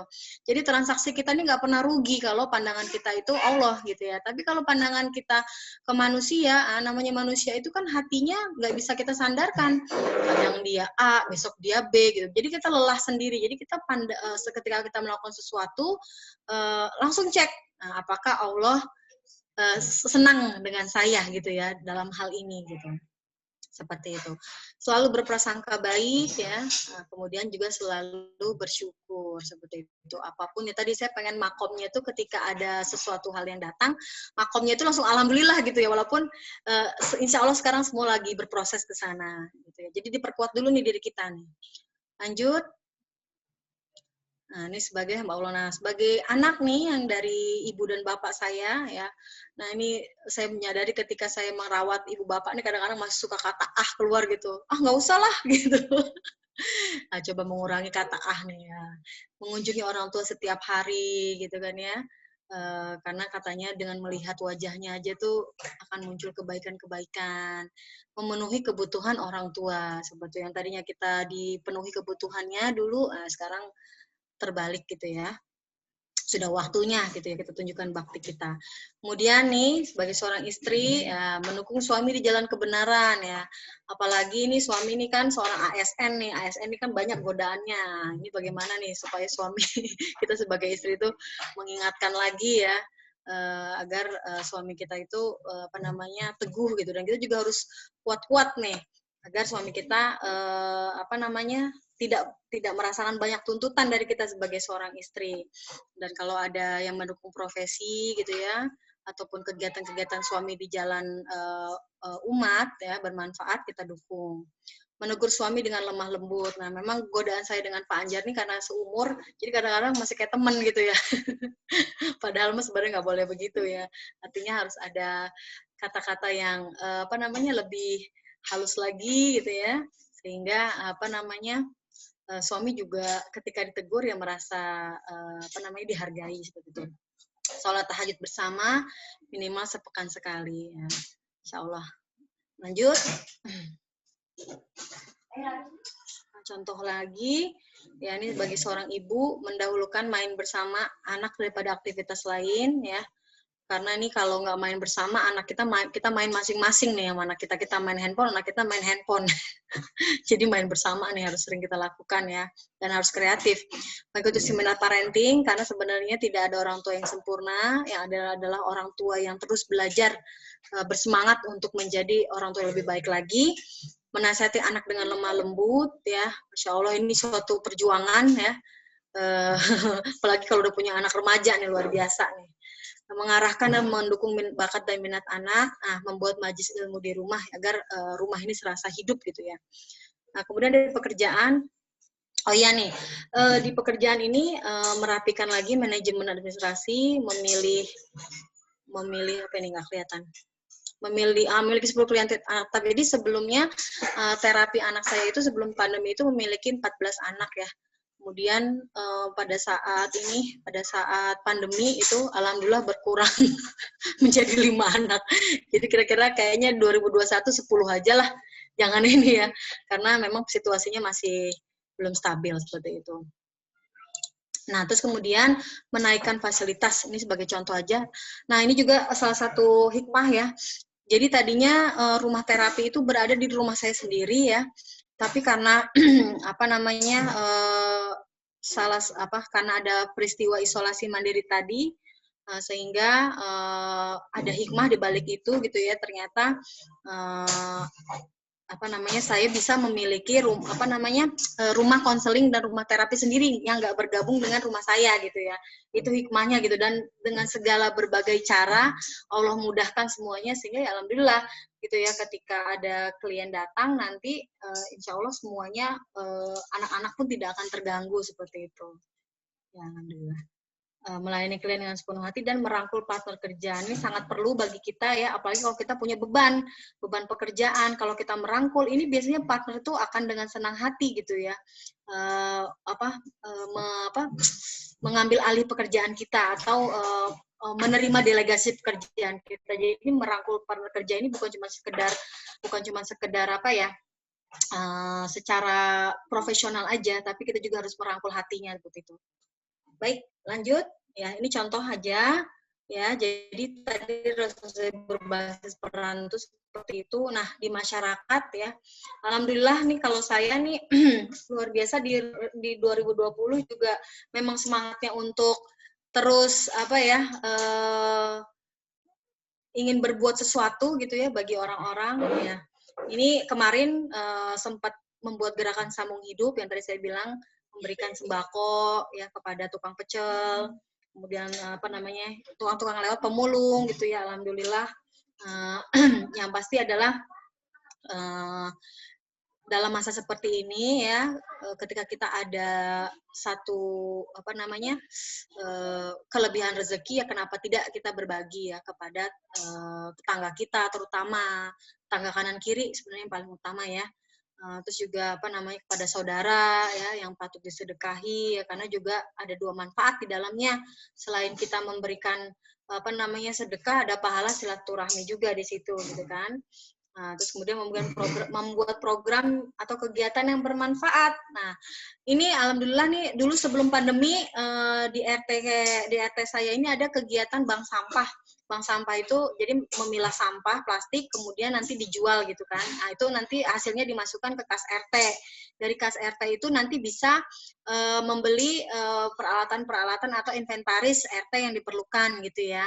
Saya seperti tikar atau piring, sendok gitu kan ya. Nah, ternyata karena pandemi ini bank sampahnya tutup ya, karena kalau kita ngorek-ngorek sampah ini kan penyakit juga nih. Ya, banyak bekas minum liur orang kalau kita tidak tahu. Nah, alhamdulillahnya di 2020 ini membuat ternak lele di RT kami gitu ya. Nah, jadi memang ada ide gitu ya dari kelurahan, kemudian diswadayakan dengan masyarakat, mau nggak membuat kolam lele, nanti dikasih bibit dari kelurahan, akhirnya kita buat kolam lele dengan modal kas dari RT, nah dari situ diberikan bibit gitu ya, dan kita menunjuk salah satu orang yang memang tangannya ahli menernak lele gitu ya. Alhamdulillah lelenya udah jadi berapa, Bi?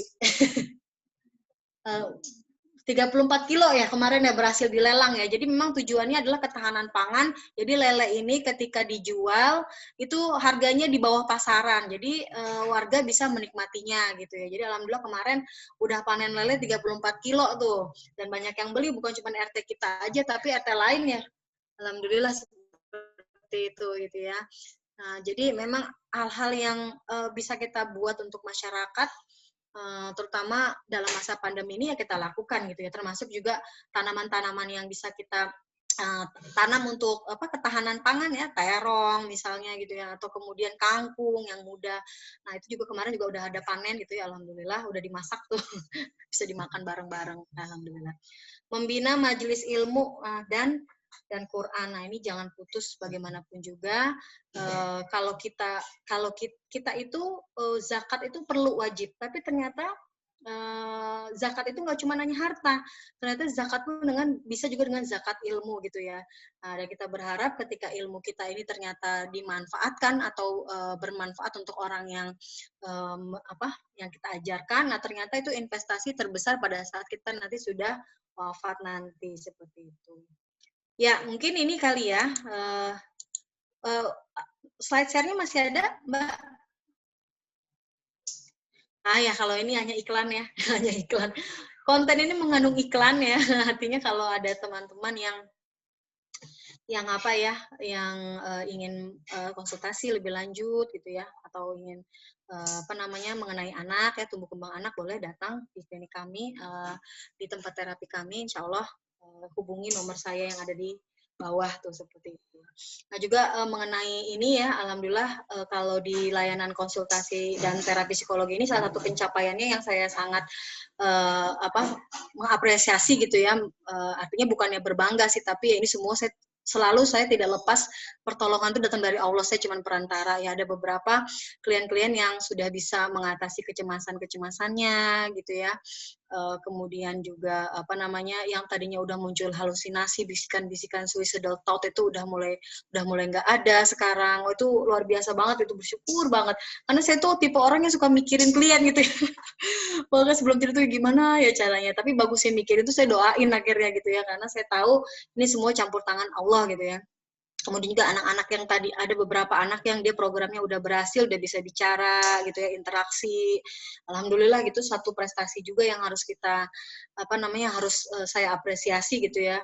Dan juga ini sebenarnya bukan kerja keras saya sendiri, tapi juga dari yang lainnya, dan yang paling utama itu dari Allah Subhanahu wa taala, campur tangannya, seperti itu. Ya mungkin itu saja yang bisa saya sampaikan. Kurang lebihnya mohon maaf ya. Al-haqqu min rabbik fala takunanna minal mumtarin. Wassalamualaikum warahmatullahi wabarakatuh. Waalaikumsalam warahmatullahi wabarakatuh. Sungguh luar biasa banget materinya. Kalau misalnya orang sekarang tuh bilang pasti daging banget gitu isinya, karena sangat padat dan solusinya ada gitu. Nah, oke teman-teman, mungkin di antara teman-teman ada yang ingin bertanya, bisa langsung lewat chat atau dinyalakan soundnya. Assalamualaikum. Waalaikumsalam. Mau bertanya boleh Kak Hani? Boleh. Ini siapa yang berbicara ya? Mohon maaf. Atas namanya si Siva Kaila. Oke. Silakan Siva. Kakak Farah. Ya Mbak Siva, silakan. Iya. Assalamualaikum. Waalaikumsalam Mbak. Sehat Mbak? Alhamdulillah. Maaf, saya pakai nomor akun anak saya nih, Kak Farah. Iya, boleh. Iya. Kalau kita menghadapi seseorang yang kerap berkeluh kesah, itu bagaimana ya, Kak? Oh ya. Apalagi yang terdekat. Jadi maksudnya bagaimana kita bisa bersikap menghadapinya, selain berkeluh kesah juga terkadang seolah merasa tidak bersyukur dalam kesehariannya gitu. Gimana ya? Terima kasih. Oh ya, baik ya. Ini orang yang dihadapi usia berapa ya, Mbak? 75 tahun. Oh, 75 tahun. Kok kasusnya sama kayak ibu saya? Ya itu curhat dikit. Iya, jadi begini, Masya Allah, Mbak Siva, ya sebelumnya saya mengucapkan apresiasi yang setinggi-tingginya ya kepada Mbak Siva karena luar biasa bersedia untuk menerima curhat dari ibu ya, ibu sendiri gitu. Ini ibu sendiri bukan ya? Bukan ya? Maaf, Kak Kak Farah, sorry. Ini saya pakai akun anak saya Siva, saya Utami. Oh iya, Mbak Utami. Jadi saya juga sedikit berbagi ya. Saya juga pada saat ibu saya terkena stroke gitu ya, yang terkena adalah lobus temporal kanannya. Nah itu adalah kalau dari sisi fungsi otak itu mempengaruhi memang emosi seperti itu. Jadi memang setiap hari itu mengeluh dan mengeluh gitu ya. Tapi begini, saya melihat bahwa ini bukan kasus yang seperti ini, bukan kasus yang biasa gitu ya. Artinya ini udah kondisi yang luar biasa gitu ya. Apalagi kita sadari bahwa ketika orang itu semakin tua, maka sebenarnya udah banyak fungsi-fungsi otaknya itu yang sudah menurun gitu ya. Nah, bagaimana cara kita untuk mengatasi atau mengatasi orang yang selalu mengeluh ini? Yang pertama, nggak apa-apa kita dengarkan saja gitu keluhannya. Oh iya, gitu ya. Kalau saya sih gitu, oh iya. Terus apalagi, iya kenapa sih kok nggak bisa jalan juga? Nah, karena ibu saya ini kan lagi nggak bisa jalan ya. Sekarang jalannya masih pakai tongkat. Kenapa harus begini? Kenapa nggak bisa kayak dulu lagi? Kenapa waktu itu makan garam Korea gitu-gitu? Pokoknya lau, seandainya melulu gitu. Tapi kita perlu jaga jarak emosi gini loh. Yang paling penting itu adalah kitanya. Jadi begini, kita pun jangan sampai terpancing dengan keluhannya gitu. Kita melihat secara objektif. Artinya ya, kalau saya pribadi saya juga melihat sisi-sisi positif yang bisa disyukuri dari keadaan ibu saya sekarang gitu ya. Artinya ibu saya ini walaupun dia belum bisa jalan dengan sempurna, tapi minimal makannya masih normal gitu kan ya. Terus kemudian sekali-sekali ternyata kalau kita lihat dia bisa ke toilet sendiri gitu. Jadi kita sendiri tuh juga harus melihat sesuatu yang positif dari apa yang dia keluhkan gitu loh. Kalau misalnya saya bandingkan dengan tetangga saya yang juga ada stroke itu udah di tempat tidur sama sekali gitu kan ya, dan juga makan juga nggak bisa bebas, maksudnya hanya yang lumat-lumat karena udah kesulitan menelan gitu. Nah itu kan sebenarnya kita udah tahu itu ada sesuatu yang perlu kita syukuri. Jadi dalam menghadapinya kita jaga jarak emosi. Artinya kita jangan sampai terbawa gitu, ikut-ikutan juga merasa pusing gitu ya. Artinya itu memang sudah balik lagi ke anak kecil gitu ya. Kalau kita melihat anak kecil kan sejatinya kita juga harus jaga jarak emosi, jangan kita ikut-ikutan emosi gitu. Karena apa? Karena memang belum paham, karena memang fungsi otaknya belum sampai ke sana gitu kan ya. Yang hanya ia rasakan saja. Dan kalaupun kita memberikan bantuan, ya sebisanya kita gitu. Misalnya dia mengeluhkan, ini kenapa sih kok nggak bisa, kalau saya ya, ibu saya susah banget pakai daster gitu. Ayo di sini dibantu gitu. Jadi kita fokus apa yang bisa kita bantu gitu ya untuk mengurangi apa yang ia sulitkan gitu ya, kesulitan yang ia hadapi. Tapi sekali lagi kita sendiri tuh udah punya satu mindset bahwa sebenarnya banyak yang harus disyukuri dari orang yang mengeluh pada kita ini gitu. Kalau kita juga udah punya begitu, maka kita juga nggak ikut-ikutan terbawa emosi begitu. Maksud saya gitu, paham nggak Mbak Utami? Iya, paham. Iya, seperti itu. Jadi sekali lagi ketika usia 75 tahun banyak fungsi otak itu yang sudah menurun gitu ya. Dan gini, sekali-sekali kita boleh juga silaturahmikan orang yang mengeluh itu kepada keadaan yang lebih di bawahnya gitu. Dengan begitu ya dia akan ada sense gitu ya, ada indera yang ia lihat secara langsung bahwa oh iya ternyata ada yang lebih kondisinya tidak lebih baik daripada saya gitu. Jadi biasanya kalau saya ceritakan kepada ibu saya, "Ma, alhamdulillah kita ini masih bisa makan. Nih kalau si bapak ini nih, Ma, nih tetangga kita banget nih, Ma, gitu. Dulu suka ke musola, sekarang udah tinggal berbaring. Kalau ini sementara kalau yang ini karena udah operasi kanker usus gitu ya, Ma. Ini tuh hanya bisa makan alpukat tiap hari. Coba kalau Mama tiap hari makan alpukat, Mama bosen nggak kira-kira gitu. Mama bisa makan berganti-ganti dari Senin. Jadi kalau kita hadirkan ini ya, apa namanya, apalagi kalau tetangganya itu misalnya tetangga saya yang merawat orang sakit itu datang tuh menceritakan keadaan memang benar gitu ya dengan keadaan suaminya struknya itu sudah berbaring. Nah, itu biasanya akan lebih akan lebih bersyukur gitu. Seperti itu. Gimana Mbak Utami? Iya. Ya, Kak Farah, terima kasih pencerahannya. Memang agak sulit karena jarak kita cukup jauh sehingga ya komunikasi kita melalui telepon aja, kecuali kalau kita berkunjung ke sana, rumah orang tua gitu. Ya, terima kasih. Iya. Ya, baik. Artinya kita objektif aja melihat keadaan orang tua kita secara keseluruhan gitu. Karena kan itu kan subjektif sebenarnya apa yang ia rasakan. Ya, iya betul. Ya, makasih ya. Ya, sama-sama Mbak. Oke, langsung ke pertanyaan selanjutnya. Ini ada di chat di Bunda Desi. Bisa saya bacakan ya? Assalamualaikum Bun, saya Desi dari Cilegon. Sebagai emak-emak, kadang saya sudah terlalu pasrah dengan rutinitas sehari-hari yang saya jalani, jadi nggak pernah menulis resolusi. Rasa kacau sih memang, tapi menyusun resolusi agar tertib itu seperti apa? Karena saya merasa perannya banyak nih. Perasaan saya sih, sebagai hamba Allah juga, anak, istri, ibu, juga guru atau pekerja, dan juga pada tetangga. Banyak target suka pusing sendiri, mohon solusi dan pencerahannya. Nah, oke. Baik. Ya, alhamdulillah ada yang dari Cilegon ya. Masya Allah.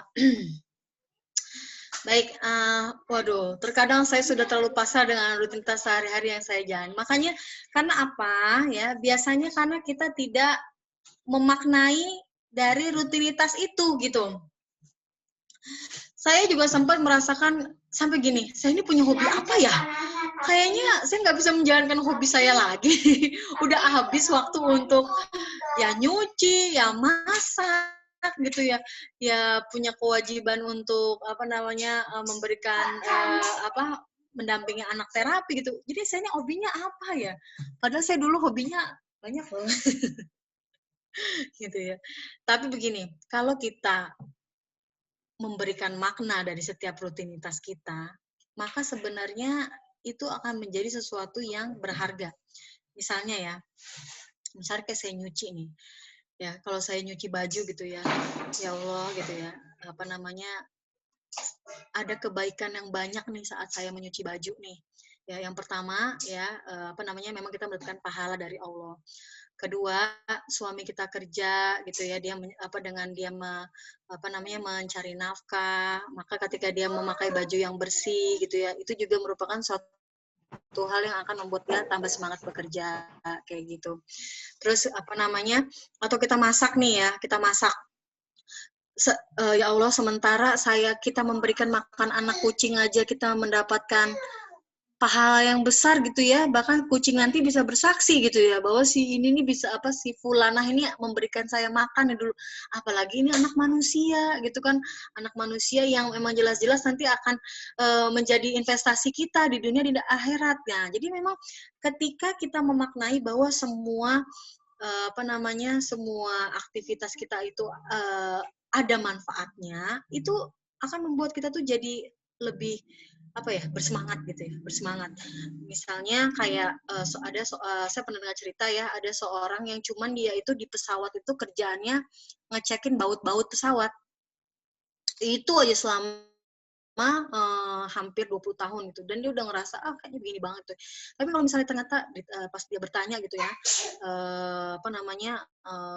bosen gitu ya, pengen keluar atau apa. Nah, kemudian ketika dia berbicara dengan seseorang, kamu tahu nggak, kalau kamu itu tidak mengecek baut, itu kamu tuh sebenarnya sudah memberikan keselamatan berjuta-juta dari penumpang. Bayangkan kalau ada baut ini yang kendor gitu ya, pasti akan ada kerusakan-kerusakan di pesawat. Ternyata kamu tuh sudah telah menyelamatkan banyak orang di sana gitu ya. Jadi di situ dia mulai, oh gitu ya, ternyata kehadiran saya ini membawa manfaat juga bagi orang gitu. Ternyata orang itu kalau nggak saya check-in nih baut-bautnya, ternyata memang pesawat itu nggak bisa jalan dengan sebagaimana mestinya gitu ya.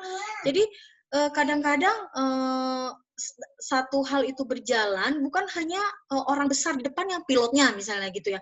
Atau misalnya kayak saya nih ya, saya ini kan bicara di sini seolah-olah mungkin saya yang jadi tokoh utamanya, tapi saya nggak akan bisa seperti ini kalau tidak ada panitia yang lelahnya itu pasti akan berbuah jannah insya Allah kalau ikhlas, luar biasa gitu. Jadi itu yang kita maknai gitu. Ketika kita memaknai, makanya tadi tagline itu lebih bahagia, lebih bermakna itu ketika kita memaknai setiap aktivitas yang kita lakukan, maka itu apalagi ini adalah maknanya semuanya adalah ibadah, dan Allah itu akan ridho, dan apa yang saya lakukan itu akan hal jazau ihsani ilal ihsan, semua kebaikan yang saya lakukan pasti akan berbuah kebaikan. Entah itu misalnya saya dihindarkan dari musibah, anak saya dihindarkan dari musibah, anak saya yang tadinya susah hatinya menjadi lembut hatinya. Nah, itu sebenarnya yang harus kita pegang dalam memaknai suatu rutinitas. Dan begini, kita juga perlu untuk diri kita itu untuk memberikan kesempatan untuk kita aktualisasi apapun itu ya. Jadi sebenarnya yang namanya ibu-ibu ini atau emak-emak ini perlu aktualisasi apapun itu. Karena apa? Karena merasa diri dia itu bisa juga mendatangkan manfaat untuk umat, bukan hanya anak dan anak dan suaminya saja gitu ya. Nah, pilihlah suatu hal yang Bunda sukai ya. Bunda misalnya kalau misalnya Bunda suka menulis atau Bunda misalnya suka memasak gitu ya, untuk dibagikan tutorialnya misalnya gitu ya. Insya Allah itu akan lebih membuat Bunda itu lebih bersemangat. Atau Bunda membuat misalnya mango Yakult, terus Bunda coba untuk jual gitu ya. Itu akan membuat Bunda juga jadi lebih seimbang gitu ya. Jadi kalau bisa ada satu kegiatan yang memang Bunda juga bisa memfasilitasi kemampuan, minat, ataupun bakat yang Bunda miliki. Jadi itu akan menjadi lebih seimbang biasanya seperti itu. Nah, kalau untuk menyusun resolusi sendiri, kita harus tenang dulu ya. Tenang gitu kan ya, tenang, kita hayati lagi, kita perbaiki dulu hubungan kita dengan Allah ya. Tahajud, kita menangis, kita ikhlas gitu kan dengan apa yang kita jalani sekarang. Nanti Allah akan bukakan gitu ya. Sebenarnya saya tuh waktu kalau saya lagi mentok pasti saya bilang gini, Allahumma ihdinas siratal mustaqim. Ya Allah, tunjukkanlah aku jalan yang lurus gitu ya. Jalan lurus itu gini maksudnya, jalan yang memang semuanya ini baik buat saya, buat suami, buat keluarga, dan juga yang pastinya untukmu ya Allah, seperti itu. Gak usah bingung gitu ya, dipetakan saja, perannya banyak. Peran kita memang banyak Bunda, tapi dipetakan saja. Baik, itu dia jawabannya. Jadi memberikan makna pada setiap kegiatan itu efeknya sangat luar biasa. Bunda mungkin Bumi Farah ini dua penanya terakhir karena ternyata jam sudah menunjukkan jam 11:07 gitu ya. Satu aja kalau gitu. Satu aja. Oke. Udah satu aja mungkin. Ya, boleh. Dari Afifah Faiza, Ustazah Farah mohon izin bagaimana caranya agar kita bisa senantiasa mengontrol emosi, terutama saat menghadapi anak laki-laki. Oh ya, baik. Kalau kita, yang pasti jangan berbicara atau berbuat pada saat kita emosi, itu udah pasti. Karena yang akan keluar itu pesan kita nggak akan sampai, dan biasanya banyak bumbu dari pesan yang kita sampaikan gitu. Artinya kalau kita memang tidak bisa mengontrol emosi kita pada saat menghadapi anak laki-laki ya, Bunda sebaiknya time out dulu saja. ya Bunda masuk dulu aja ke kamar gitu ya. Atau Bunda dengan cara Bunda mengabaikan dulu gitu ya situasi yang akan memancing emosi Bunda gitu ya. Karena kalau kita lebih baik kita menahan sebentar baru kita bereaksi daripada kita bereaksi tapi reaksinya itu justru akan mengacaukan segalanya gitu. Jadi belajar untuk menahan reaksi gitu istilahnya. Time out dulu aja. Nah, baru nanti kita bicara dengan anak kita. Baik. Baik. Yang satu lagi boleh? Satu lagi ya, intinya adalah bagaimana jika resolusi yang kita buat itu kita tidak melakukannya secara disiplin. Hukuman apa sih yang bisa supaya resolusi itu tidak terhambat dan bisa fokus kembali? Oh, gini, ada istilahnya, apa yang aku lakukan itu memang geraknya lambat, tapi sejatinya aku tidak pernah berhenti. Nah, itu aja. Ya, apa yang saya lakukan ini memang terasa lambat, tapi sejatinya ini nggak akan pernah berhenti. Bedanya kalau kita punya target dan nggak punya target, ya. Kalau misalnya kita nggak melakukan dengan disiplin, ya, suatu waktu, ya memang ada waktunya kita naik turun, tapi kita udah pasang nih. Kalau kita udah pasang, pasti kita akan ingat lagi, gitu. Jadi, itu memang biasa, gitu loh, artinya. Ya, sama seperti kalau kita punya amalan harian lah. Kadang-kadang kan ada waktu kita itu tidak membaca itu misalnya 1 juz gitu kan. Nah, tapi kita bisa pada saat kita udah mulai bersemangat, besoknya kita kejar lebih banyak lagi karena sebelumnya kita udah ketinggalan. Nah, jadi tetap kita pasang resolusi kita karena itu adalah panduan kita untuk mencapai. Tapi walaupun gerak kita lambat, tapi aku nggak berhenti gitu. Itu yang paling penting sih sebenarnya. Ya, jadi insya Allah itu adalah suatu yang manusiawi. Yang paling penting adalah kita tetap punya target, ya, walaupun jalannya lambat atau kadang kita tidak disiplin. Ketika ada saatnya kita naik atau moodnya lagi bagus, itu pasti bisa kita kejar seperti itu. Oke, terima kasih jawabannya, Umi Farah. Masya Allah luar biasa. Senang sekali kita di sini ditemani oleh Umi Farah yang tadi sudah memberikan banyak sekali insight gitu ya. Ya, alhamdulillah. Dan resolusi 2021. Mungkin langsung saja nih ya, teman-teman, tadi materinya bisa langsung dipraktekkan, kita buat resolusi, tadi bisa kita bagi dengan berbagai peran, karena jam juga sudah menunjukkan jam 11:11 gitu ya, mungkin di sini ada yang punya aktivitas lebih lanjut mendekati sholat zuhur gitu ya. Jadi untuk acara hari ini saya tutup dari moderator, kurang lebihnya saya minta maaf dan saya kembalikan ke Mbak Ratih selaku MC. Terima kasih, Mbak Farah. Ya, sama-sama, Mbak. Alhamdulillah. Terima kasih kepada saya ya, Hani, dan juga kepada Umi Farah yang Masya Allah ilmunya luar biasa sekali. Ilmunya luar biasa sekali. Semoga bisa kita praktekkan ya teman-teman untuk tetap optimis di menyambut 2021 nanti ya.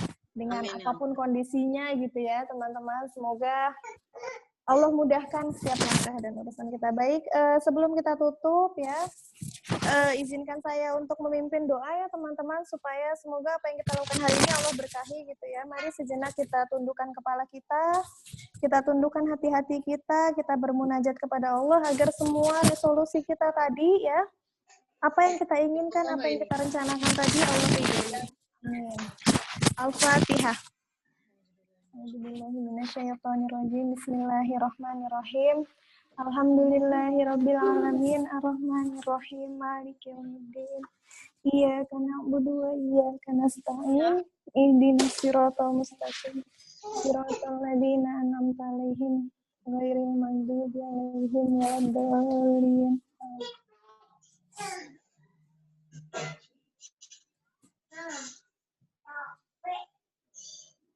Bismillahirrahmanirrahim. Allahumma sholli ala sayyidina Muhammad wa ala sayyidina Muhammad.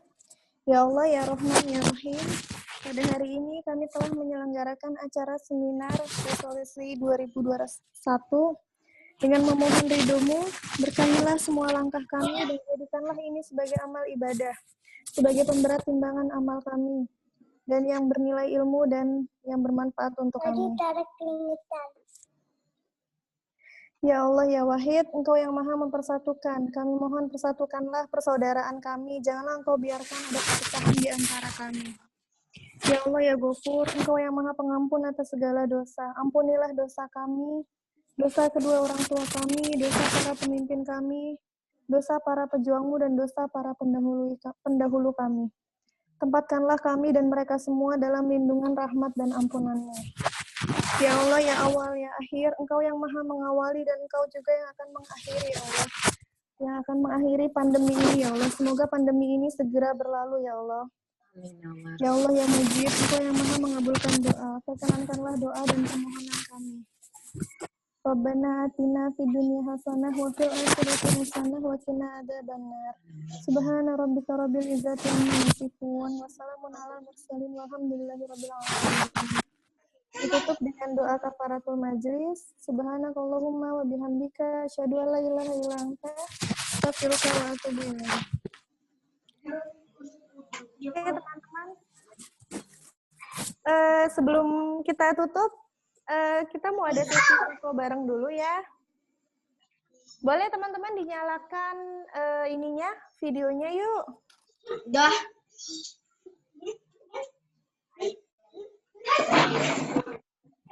Ya, ini dia buntut saya. Asya, foto. Siapa yang mau foto? Aku nggak iso ya. Riena, iya. Riena bisa tolong ya, Riena ya. Ya.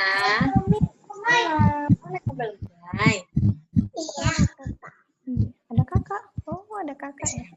Sini. Ayo, teman-teman, boleh dinyalakan videonya ya. Riena kelihatan nggak? Aku udah kelihatan kurus belum?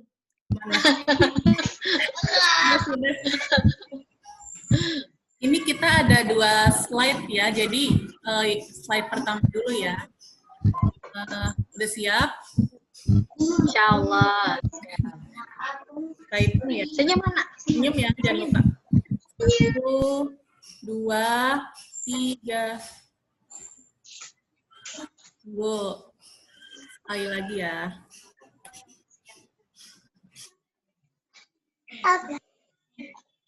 Sekali lagi, slide selanjutnya.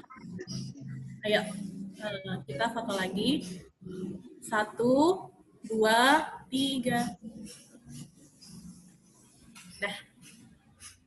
Udah ke bawah semua ya, Riena ya? Insya Allah udah. Alhamdulillah. Halo Anggu, ada Anggu ya? Masya Allah.